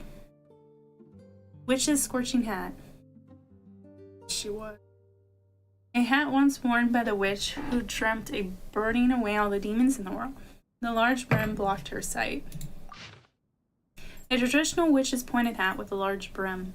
It grants a witch the reverence and fear which she commands. To the Crimson Witch of Flame, this large hat shielded her from the surrounding distraction. This is how she was able to hone her pyro skills while she was still an apprentice. In combat, she needed not pay attention to monsters disintegrating in flames, nor did she need to look at her own burnt face in the water's reflection. And so the Crimson Witch continued to burn, blind to the extent of her devastation. That doesn't sound so good, actually. Doesn't sound so good. Some more.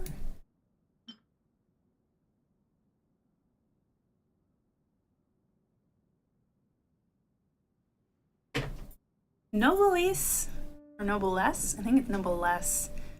Noblesse oblige. Royal Flora.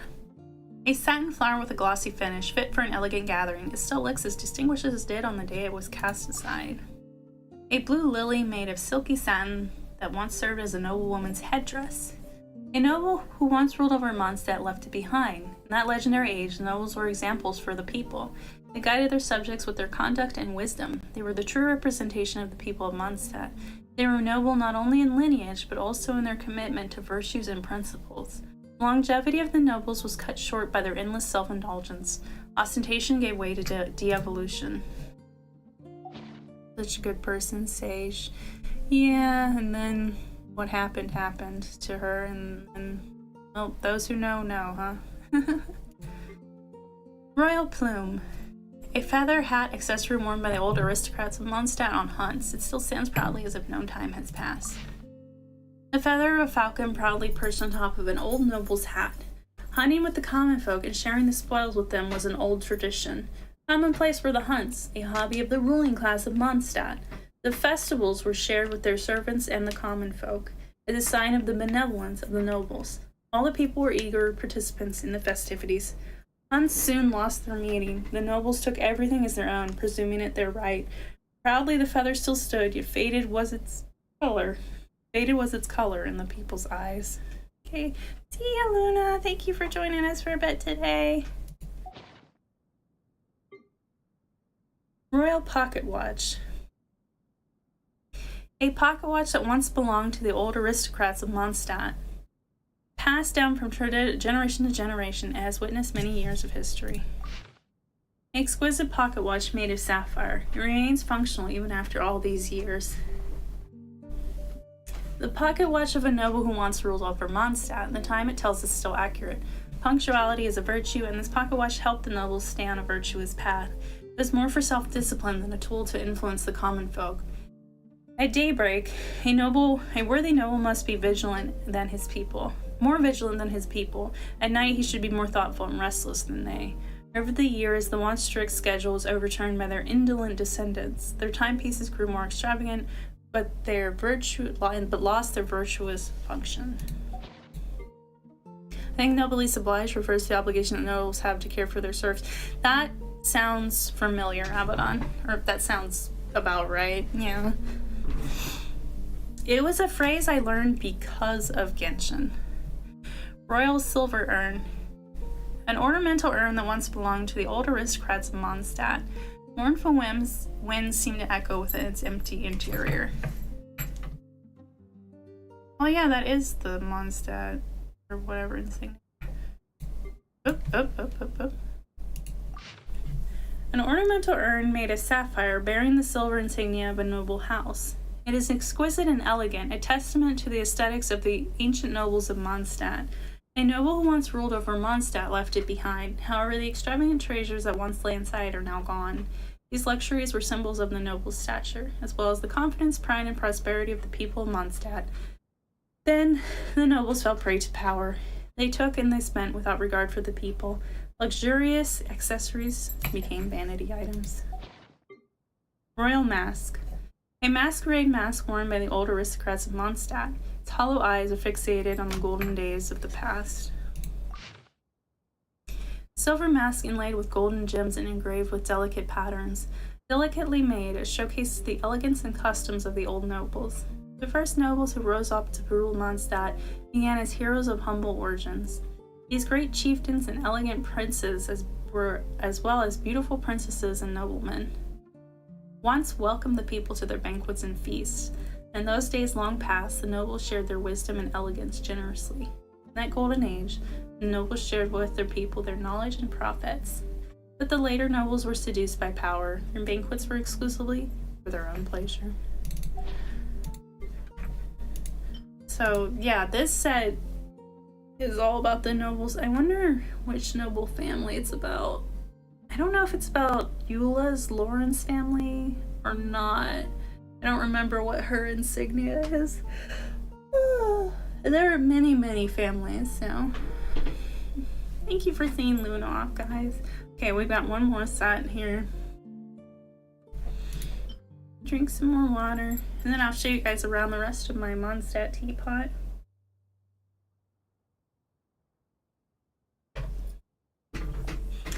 The fanciest teapot I have, but I still like it quite a bit.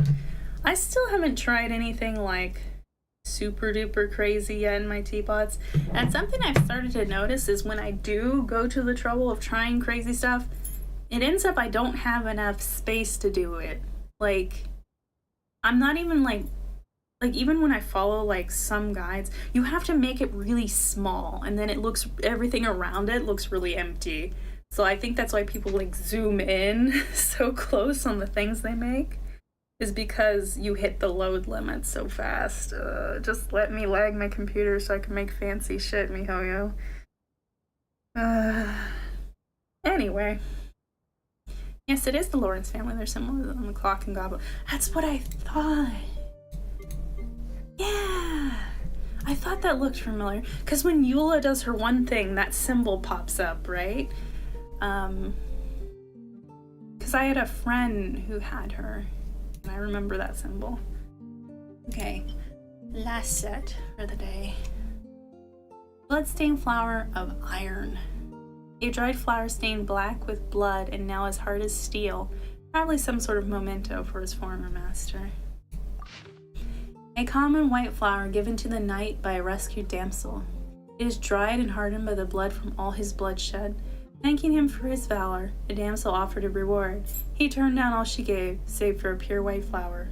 For a knight, chivalry is its own reward. This flower shall be my medal, it is all I need. He wore the flower upon his heart. Like his armor, it was stained as black as a winter's night. Like his heart, it was hardened like a tempered blade. Yeah, war ain't no joke, man. Blood-stained black plume. A raven feather pinned to a knight's cape. Countless bloodstains have dyed it pitch black. One of the countless raven feathers stuck to the bloodstained knight. For where there is blood, ravens shall follow, because they're carrion birds. In the end, the bloodstained knight could no longer tell whether the blood that stained him was his own or that of his enemies. Eventually, on his long journey filled with bloodshed, he came to a realization. His path of so-called chivalry had turned him from the white knight he used to be into the monster he had now become. His only followers were the ravens drawn to the bloodshed he left in his wake. Bloodstained final hour. The timepiece once used by a knight. The liquid inside has dried up, rendering it useless. Crimson Witch's partner, Sage. Yeah, Sage. Yeah. Very, very, very sad indeed. I think is this set about him? There are people who say this set is about Capitano, but he's still alive? So, question mark? We don't know anything about him yet, so who knows? Maybe he's mechanical. We have no idea, because you don't see his face. Deep in the abyss, where celestial bodies cast no light, the bloodstained knight kept this timepiece, though time had lost all meaning. At an inn was the bloodstained knight's story, where he realized there was no place for him on this earth. He ventured into the fallen ancient kingdom and died in battle in the monster's lair. At the bottom of the world, he learned the origin of the monsters that destroyed the ancient kingdom. The ancient kingdom was wrongfully cursed, turning its inhabitants into monsters. The code of chivalry tolerates not such injustice. If abyss be thy name, I pledge to you my loyalty. Oh, wait a minute. Did he die and he was reborn in the Abyss Order? It's still could be Capitano, maybe, but I don't know. That's if you squint, maybe. I don't know, man. That's kind of a stretch, I imagine. Because people say because of this, the way this looks like his mask in a way. But I don't know. There's nothing else that really is like, I don't know, you could look at this and be like, oh, it looks like real Theslu's handcuffs. Like, you could jump to fucking anything, man. There's a bit of theory that Rostam might have been turned into Capitano, not confirmed. That would make sense for its justice since, yeah, it would be really cool if Rostam was Capitano. But, yeah, we'll just have to see. Bloodstained Chevalier. It's Chevalier, right? I don't think it's Chevalier. I think it's Chevalier. Let's say Chevalier's goblet. The dark metallic vessel owned by the bloodstained knight. Its exterior has been stained as black as the night by smoke and coagulated blood. Coagulated is a cool word. Originally an exquisite silver goblet with gold engravings depicting the feats of a chivalrous knight. But blood and smoke have stained the cup beyond recognition. Covered in blood, the knight who slayed demons returned from the scourged battlefield, only to find that those awaiting his rescue were nowhere to be found among the burning, collapsed houses. Defeated, the bloodstained knight took the smoke-blackened goblet and vowed to rid the world of monsters, poverty, and of evil. Good luck with that, sir. Still hasn't been done. Bloodstained iron mask. The iron mask the knight used to conceal their identity. Many have speculated about the face behind the mask. A luxurious platinum mask that once belonged to a knight of noble birth. The dark stains of dry blood are now a permanent part of its appearance. As the bloodstained knight reached out to help a person in need after slaying the monster, the way she cowered in fear made the knight realize he was now a monster himself. Tainted by the blood and cruelty of his drawn-out war, shield me from the eyes of those I vow to protect, and shield them from the horrors I am bound to effect. I swear there was something that said it fused to his face, unless that was a different. Let me show you guys what Capitano looks like. Capitano. So you guys can see what I mean when I say it looks similar to his mask. This Capitano. I guess it's not super similar, but you guys can kind of see the sort of resemblance. We haven't seen his face yet either. Chevrolet. Bacon. Also, I think no one has mentioned. Oh my god, we're just calling it Chevy. God damn it, Evan. Oh my goodness, you guys. Also, I think no one has mentioned the fact that every piece of the set has a 4-pointed star. No one has? Oh, there it is, 4-pointed star. 4-pointed star. 4-pointed star, and there's like points on here too. There's probably 4 of them. 4-pointed star. 4-pointed star. And as if you guys notice, the northern one is always the longest. Like, well, I guess if you flip this one, that's the longest. Yep, the one at the top's always the longest. And look at Capitano's mask. The top one is the longest. That's some subtle storytelling if he does end up to be, this set ends up to be about him. I like that kind of stuff. I think it's cool. Like everyone put together that the Crimson Wish of Flames was a certain somebody else, you know? Way before we had that boss fight in Inazuma. I'm trying to be vague for spoiler's sake, but I don't know. Maybe it's about Capitano. Who knows? Okay, guys, I'm going to show you the rest of my teapot. Oh, hello, Paimon. Okay, last we stopped in my traveler's room. Let me just show you guys around a little bit some more. I'm in my Mondstat themed teapot. I have one themed after every. And then this was the guest room. And this, I showed it to you guys earlier. I'll just quickly show you again. This is the kitchen. And this is like a study / alchemy room. Array. There was just another guest room upstairs, and Rosaria's chilling over there. More Liua themed guest room. Array. Bonk. Let me show you outside. I recall the stars are related to the twins and are people who descend, so this might have some value. Oh, descenders. Yeah, but we don't know who the other descenders are yet. There are theories that Zhongli is a descender, so I guess we'll just have to see. But first, let's see, I'm gonna show you guys. Oh, I'll show you guys Klee and Chi-Chi Island. So there's all my Zhongli colored fishies. I changed the fish around depending on what either I'm working on in the game, what's going on. Right now I'm not really working on anything, so it's Zhongli themed because he's my favorite. So here's like a little fountain area. And then I made this completely myself. Because some of these are just like sets you can put together. This I just created on myself. Oh, I have to wait for his stamina to come back.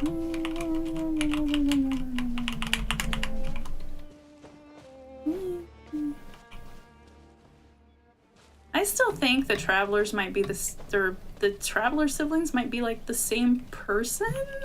Or I don't know, they're setting up the travelers in an interesting way. Like, but maybe not. Because there were 2 of us in the beginning, but maybe it's some weird time dilation, who knows. I guess we'll see. Hello. And here's my little sitting spot up here. It's like a little outdoor mountainy cafe, and here's all like the tea stuff that the servers would deal with, and there's a well with water and so on and so forth. It's cute. And then I'm going to show you the play area for Klee and Chi-Chi, since they're 2 of my other favorite little bubbos. Hooray! I don't trust the history of their world. That's a good point, Abaddon. I stopped playing because the conclusion of the story of one of my favorite characters was like, let's let everyone believe a lie. They like it better than the truth. Oh. Interesting. I'm curious who you're talking about. I think I might know who you're talking about. Maybe, but maybe I'm wrong. Once I also tried to do a mountain like that, it did not end well. I feel like there's more than one character with that kind of idea, but I understand. Yeah, I think so too. Like Venti's like that as well. You could be talking about totally someone else, Abaddon. You might not say it for sake of spoilers, but I don't know. He's still my favorite. I don't know, man. Something he does in the course of the story is a bit, if you think about it, it's a bit Okay, can I talk about spoilers for a moment, guys? Because there's something Zhongli does that I still think about to this day, and I'm still like, wait a minute, what? Why did he do it that way? You know, like, let me frame what I'm about to talk about for you guys. Imagine you have this very old nation that is like ancient China, and they venerate this being called Rex Lapis, which means the King of Stone, the Stone King. Ga no Teikun in Japanese. I don't know what it is in Chinese, because I don't know Chinese. Yes, I have voices turned off, so you will not hear him talk about osmanthus wine. But, so imagine you have this country. We are imagining Liyue, right? And they venerate this big, fancy dragon that's like their emperor, basically, right? Oh, Ice Spear Lady raised by the talking animals? Ice Spear. Oh, you mean Shenhe. You mean Shenhe. Oh, you're talking about Shenhe, I think. Hold on. Let me get her. She's beautiful. Oh, Shenhe. You mean Shenhe? By the way, he's also known as Deus Ari Gold. Yep, Deus Ari, which means God of Gold. Because the Ari ending is the genitive ending in Latin. Yeah, he's Deus Ari. Oh, trust me, honey, I know that. I know everything about Zhongli. But okay. So imagine you have this ancient nation that basically worships this deity called Rex Lapis. And they call him Rex Lapis out of respect. His actual name is Morax. He's like their dad. So imagine this is your dad, but he's also your emperor, okay? Okay. One day, your dad dies. And you know how it feels to lose a parent, right? Maybe you do, maybe you don't, but you can imagine it. And the way your dad dies is the most brutal, violent thing. But he's okay, spoilers really quick. Okay, I'm gonna count down from 10, about to be a spoiler. 10, 9, 8, 7, 6, 5, 4, 3, 2, 1. He's not dead, he's right here. Your dad is still alive, but he's given you lifelong fucking trauma. I see you looking at me, Zhongli. You know who I'm talking about. He's given you lifelong fucking trauma because he just threw his own corpse down in the middle of a banquet celebrating him. Zhongli, what are you doing? Why did he do it that way? Why did he do it that way? I mean, I think it's so there would be no doubt that he's dead, but he's not. So I can see why some people don't like Zhongli. Because that is not a translation error. Because there are some shit about Zhongli's character that is a translation error because people fucking suck at translations for some fucking reason. I'm sorry, that really pisses me off.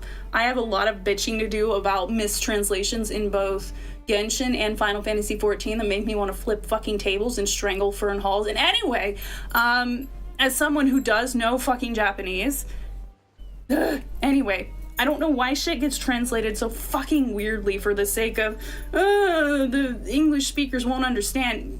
Trust me, honey, they will. Just explain it. Like, localization sucks ass sometimes, and I will bitch about it for until the end of time. But let me catch up with you guys. That's why fables and physical records are the only reliable source of history. Same for Lisa's book. Lisa's book? I forgot her name. I Spear Lady, Deus Ari. Shenhe, yeah, that's her. Let me get Shenhe. Shenhe! She's one of the people in the game that reminds me of myself. She's so beautiful. Let's run around Shenhe. But here's my little play place for Klee and Chi-Chi. And then they have their little Hillashiro place where they can play, and I put a little crane here for them. Well, a few cranes here for them.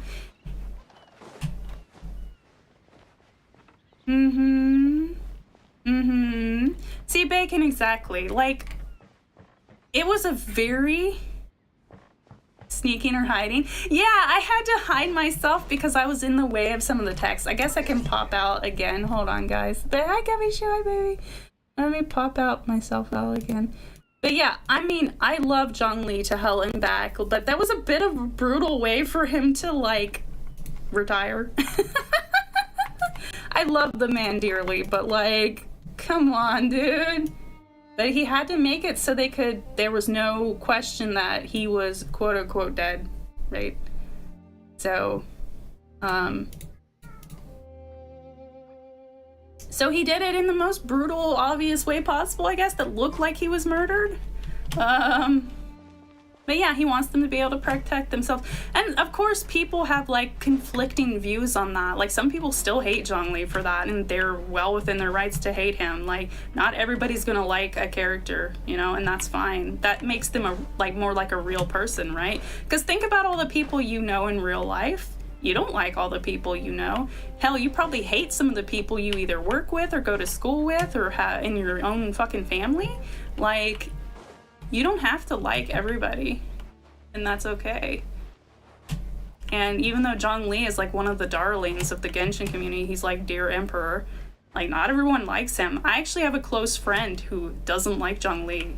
I have close family members who are suspicious of him. I mean, I'm kind of sus of him too, but I trust him. Because at the end of the day, sometimes you just gotta trust people. But I don't know, maybe he's up to something, maybe he's not. Yeah, anyway, this is my Klee and Chi-Chi Isle. I send an in-game chatting mode. I feel the same energy from you right now. Sure! Go ahead, Bacon. Yeah, Bacon's one of my buddies, so he can feel free to send me a chat. It's okay. Tough love, gotta cut those April streets. Thank you, Abaddon, exactly. Dad's gotta put down some tough love. Like, sometimes you gotta give tough love because you really love your kids. And, like, I think that's why Zhongli has no biological children, as far as we know. Like, I think we would have been introduced to them if he did. Oh, no, we can't see it, Bacon. Bacon, was that just for me, though, Bacon?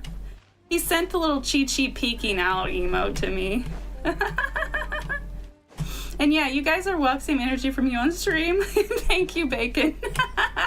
That's really cute. Okay, boys, I'm dead. Not really. You gotta take care of yourself now. Yeah, basically that's what Zhongli says. I think that endears me to him. As much as I was kind of sounding like I was complaining about it earlier, I don't know. Zhongli is kind of fucking metal, and I appreciate it. It's like, instead of being like, oh no, he just kind of drops dead, and it's very calm, he's like, I'm gonna take my fucking corpse and hurl it down to the earth, and you guys are gonna deal. Like, Zhongli is kind of fucking terrifying, and I'm here for it. Like, and he has a sense of humor. Like, you compare him to another dragon, you know, and you compare him to another certain someone in the game, and the other certain someone is very calm, very serious. You know, Zhongli's very calm and serious, but he has this funny side to him, as you'll see. And he, like, during several quests, he like tricks you into doing things for him in a funny way. Like, he's like, oh yes, and if you could do this for me, and it's like, you just wanted me to do this, didn't you, Zhongli? He's like, I don't know what you're talking about. Some people hate that. I absolutely love when people fuck around with you like that. I love being teased and fucked around with, so whatever, man. Like, a lot of people who are close to me will tease me, so I'm very endeared to it. This is my little winery and garden over here. Oh, I have Sucrose watching over it for me because she's a bioalchemist. But she's watching over my gardens, which have nothing in them because I had to switch to the Mondstat garden. For you guys. And then I have just kind of a little vineyard over here. Hooray. And then I have one more island to show you guys. Oh, it's off screen low. You play him as DPS at space. I do right now. He is currently in his physical DPS form. I switch him around a lot. Like, usually I run him as meteor build, which isn't even his main build because I'm a fucking Chad like that. Like, I like him being 100k Chad meteor dad. I don't think I've ever run him as shield build because I don't really need to. Like, I'm good enough at the game that I don't need that strong of a shield. So I like his meteors just fucking destroying everything. And for funsies, I like to run him as physical DPS, which you're not really supposed to, but he can kind of hit like a fucking truck if you set up his party the right way. So you set up Zhongli with this weapon. Let me show you guys. This weapon, it has to be this weapon, Crescent Pike, because of this and this. His set is half Bloodstain, half Pale Flame for the physical damage. Let me show you the stats on it. Got some decent stats.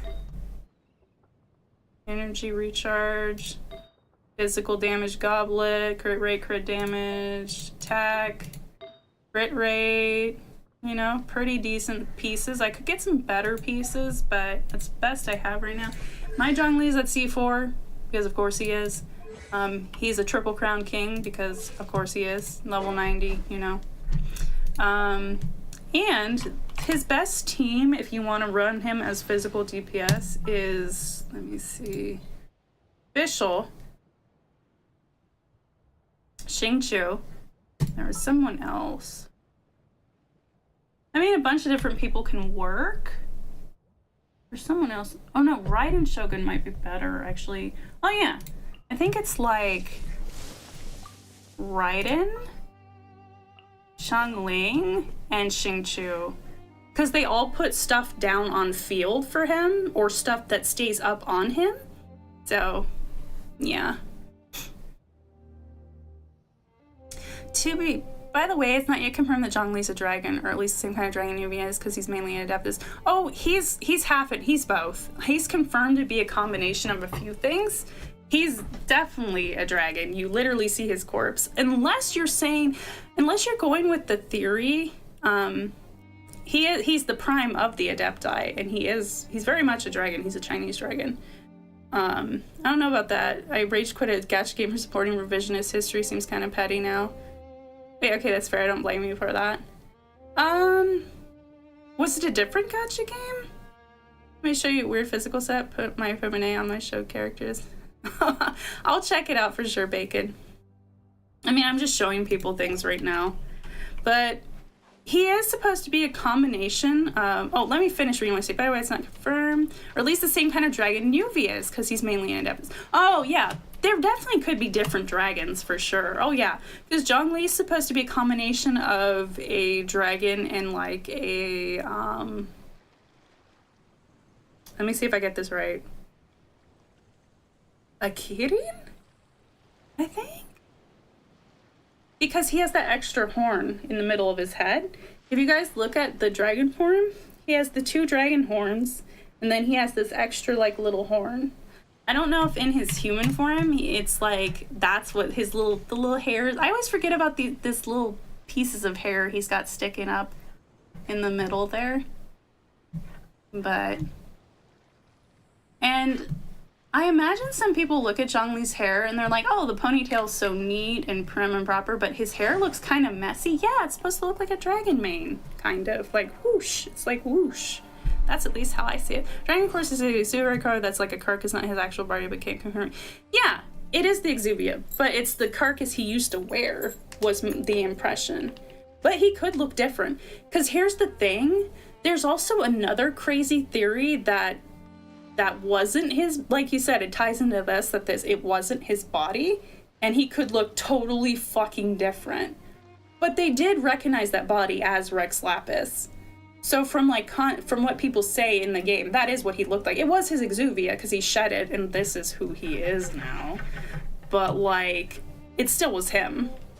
Like, it's like when a lizard sheds its skin, it was the lizard's skin, but just not anymore. Oh, I need to show you guys does that make sense, Bacon? Maybe, hopefully. I know what you're saying, though. They're definitely different dragons, because they're supposed to be, but yeah, that's what an Exuvia is. And that's how people start getting hints of what was going on and whatnot, and, you know. Okay, so this is my... I know this is supposed to be the fucking... I see, that makes more sense. Mm-hmm. Yeah, exactly. Like, I could go on forever about all the shit I know about Zhongli. Like, I know, like, I've done the deep dive into, like, Chinese culture stuff and, like, ancient culture stuff, and I have, like, screen captures and, like, documents and all this different crazy stuff about him. I even went into, like, about like the different what the fuck osmanthus wine is, the trees that you usually see around him, which are ginkgo trees. They're like native to China only, and you always see it in his like character art and whatever. This island, it kind of ties into, I don't know if I should say, but yes, I know this is supposed to be the Mondstat teapot, but I still have a Liwa island.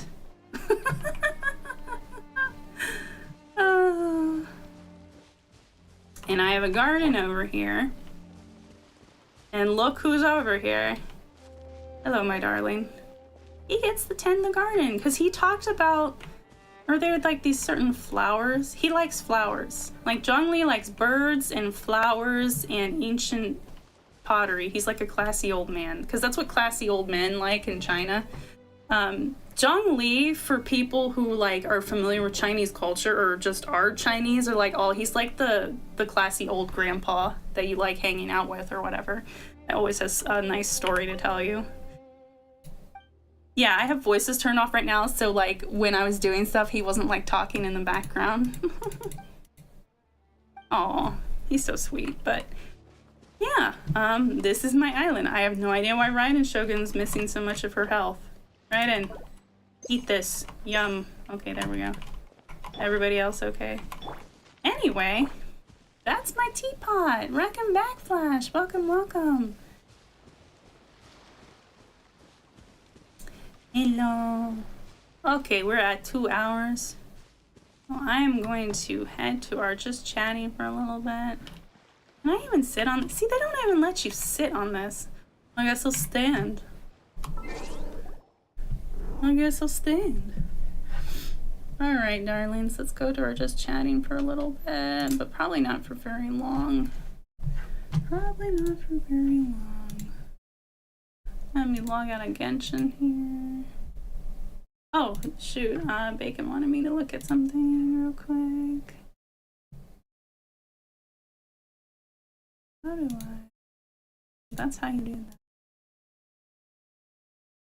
Check information.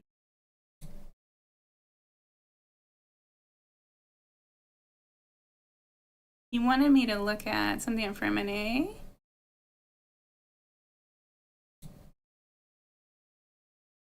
Physical damage bonus. Oh, you're doing a physical damage. I don't honestly know that much about Fremine, so one of my friends just as their thing, I spent too much money on this game. Oh, hey, Mac, catch the end in time. You did. You did indeed. Oh man.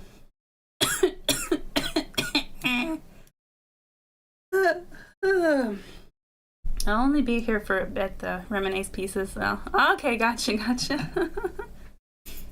I don't think I understand his setup well enough to get what you're going for, what you're doing, but I saw you were going for physical damage.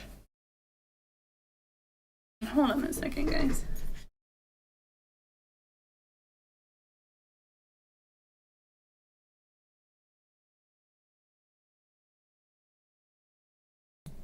Oh my goodness, so one kind of leak I don't mind are like weapon leaks. And Cloud Retainer's weapon got leaked and it's really, really pretty. Too bad I won't be rolling for it. You can never roll for weapons because they're not fucking reliable like characters. I don't know why they're so stingy weird about weapons. Because it's like, I just want to get the matching weapon for my favorite characters. I got so lucky. I got Zhongli's fucking lore weapon. Not his best in slot, but it's his lore weapon at least.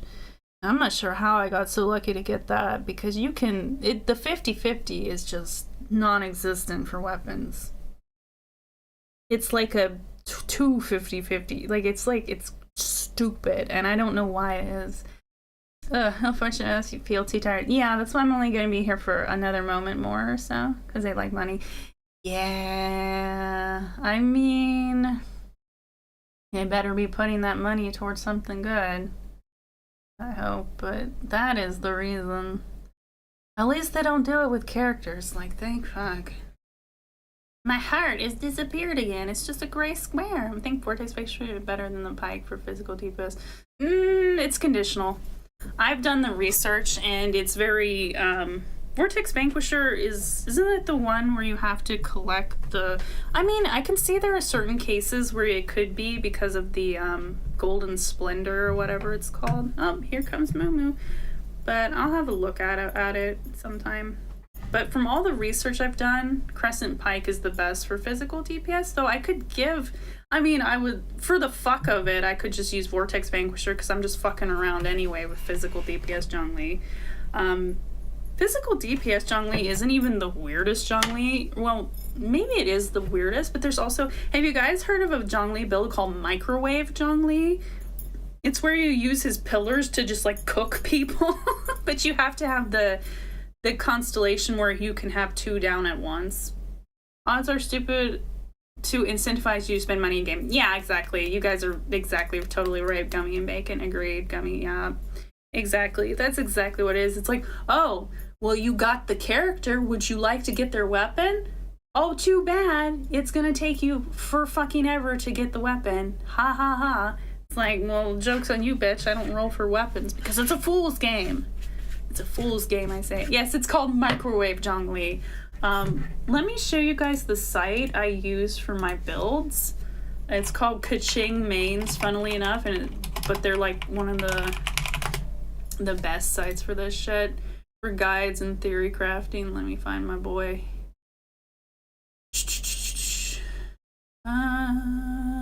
There's not just a search.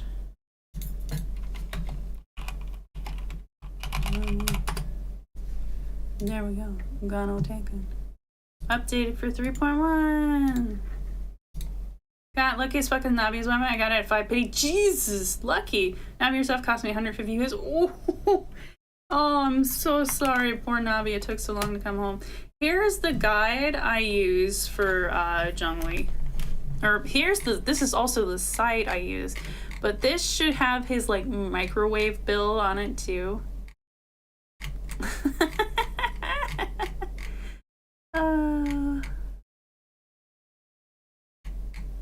Because it should have all his different builds. It's such a long guide. But they go all in. Yeah, here's physical DPS. Him as a driver. Crescent Pike R5. Crescent Pike R1. Yeah, Vortex Vanquisher is kind of far down. It's like the 4th? And it says calculate with shield Zhongli can fully utilize the shield related passive. Its stacking mechanics are simpler to PJWS. So per margin wave speed. So it doesn't sound super bad. Present. Oh, if you're buffed with Yunjin. Right, you have to have another Geo person. I'm a dumbass. Right, you have another Geo person, so he has double the Geo shit. Right. But there you go. You can have a look at it. But there might be something about Vortex Vanquisher that I'm not remembering. Like, the shield shit is pretty good. But this is him as, like, a driver? No. Oh, Kaching Mains, those guys are wild, but they do have good influence. Yeah, they are wild. I love them. Ridiculous bad odds is better than power creep. They could give good odds, but they'd have to keep releasing better weapons to milk the whales. Yeah, that's actually an incredibly good point, Abaddon. That's a very, very good point. I hate power creep so much. It's so obnoxious. The long page. Yep. Let me see if I can find Microwave Zhongli just so I can read it to you guys because it's such a funny hybrid DPS. Well, I could just do control line. Superior to, yeah, Pike Lee is what the physical one is called, but let me find microwave. Yeah, microwave. Oh man, it's so funny. You just cook people. Cook people with his pillars. Hybridly is who? GeoDPS Microwave. Zhongli's stone steel can be problematic in many teams because of its tendency to interfere with elemental reactions. However, it becomes a significant asset when invested into and made use of. This is done so in a unique keen core known as Microwave, which uses Geo-Travelers. So you have to have Geo-Traveler. That makes sense. Because you put all the constructs together and you just cook people. Uses Geo-Traveler's numerous constructs to strategically generate multiple steel resonance pulses. Both Zhongli and Geo-Traveler offer high damage over time and energy generation. As such, they can be used as an off-field DPS mechanic for other carries. Are played as a quick swap composition to abuse the high multipliers and low cooldowns. Oh, man. Yeah, Zhongli, Yunjin, Rosaria plus Electro Fisher for physical now. That might be better. Just swap Rosaria with Shenhe, maybe? Because I think Shenhe is. But yeah, free to play would be Yunjin, Rosaria official. I should try that. I need to look at the team compositions a little more. I think you're one of the only people I know who use outside resources to help you build. There's no shame in it, but it seems so rare. I mean, you should, because otherwise you're not going to understand it. Like, here's the other thing, Gummy. No, there is no shame in it. It makes you a better player.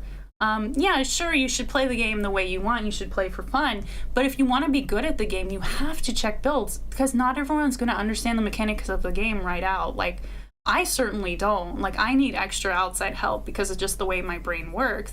But yeah, exactly, Gummy. I agree. So many details and weapons make you feel so out of touch as a kid at playing MMOs with Blue. My RuneScape habits were bad growing up. Oh no! Yeah, I used to main a healer in World of Warcraft, and I would do raids from time to time. I wasn't a big raider. I honestly did just regular dungeons and PvP more than raids, which might sound weird, but it's because one of my friends was super into PvP. Otherwise, I wouldn't have touched it with a 10-foot sword. But like, yeah, I'm so used to this kind of stats and theory crafting and that kind of thing. One of my family members is heavily into theory crafting as well. She's a very brilliant theory crafter. She used to make builds in World of Warcraft that would impress other raiders that were really good at their craft as well, and they would look at her builds and they would be like, holy shit, you understand this so well.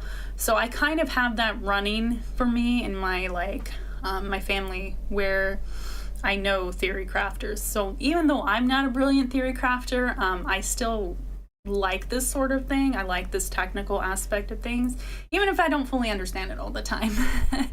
Traveler meteorites do her. The Traveler boops. I could add albedo output, even more damage.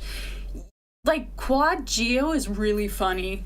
I don't have albedo, sadly. One day I'm going to collect all the Geo people, hopefully. Traveler meteorites do hurt. Shenhe buffs physical too. I don't have her. I thought she buffed Crow. Oh shit, you're right. Right. You might be right. I don't think she buffs physical. Shit, I closed the game. I'd have to check. Bacon. She might not.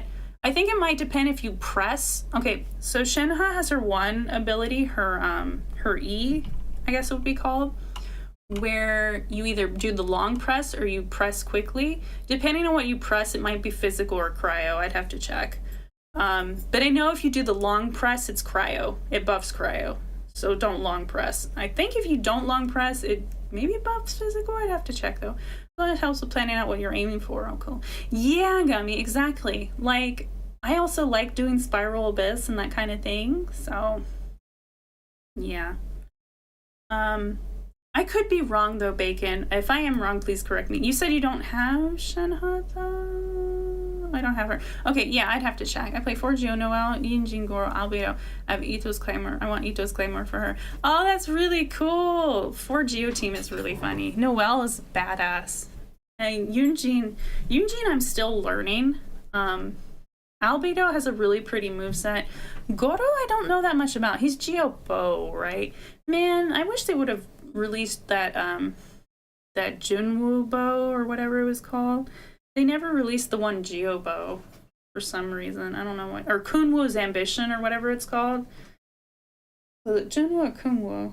But there was like this unreleased Geo looking bow from like the Geo set.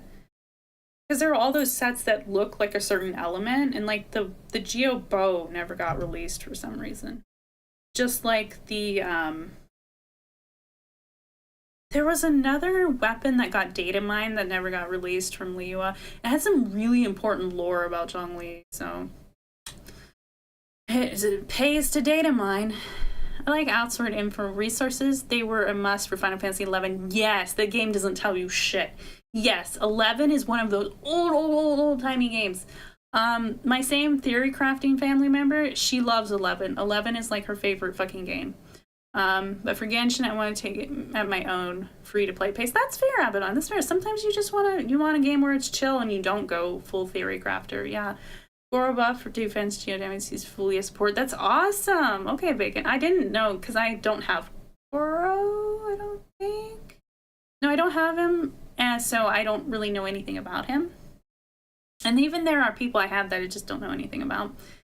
Anyway, my darlings, my theory crafting darlings, I had a lot of fun talking to you about Genshin today. I'm going to head out. My headache's getting worse. Well, my Basil's headache, but we share a body, so we share a body sometimes. I can leave her body and go do shit, so. But anyway, whew, I'm going to head off for the day.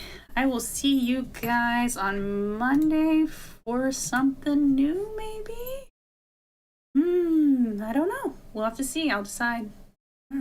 The Jade series of Void Chat Vanquish are 5 web groups, right? Data mine, but not in game. Yep. The Jade series only has 3, I think. We can discuss it after if you want. Like, I can pop in Genshin. We can talk about it.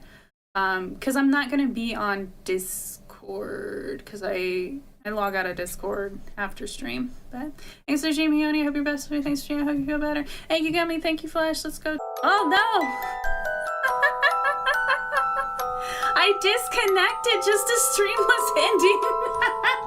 Yeah, today was not a good day for a long stream. I'm glad I did like a 2-hour one. Holy shit, it just dropped again as I was logging out. Did you guys hear that? It just cut. Delbert's like, oh man. Your stream, my queen, I enjoyed it. I'm glad you enjoyed it. Thank you for coming out working on it. I love Council Story. I like most of us stream. Yeah, I don't swear as much on ASMR days. I'll be back to it on Monday. Don't you worry now.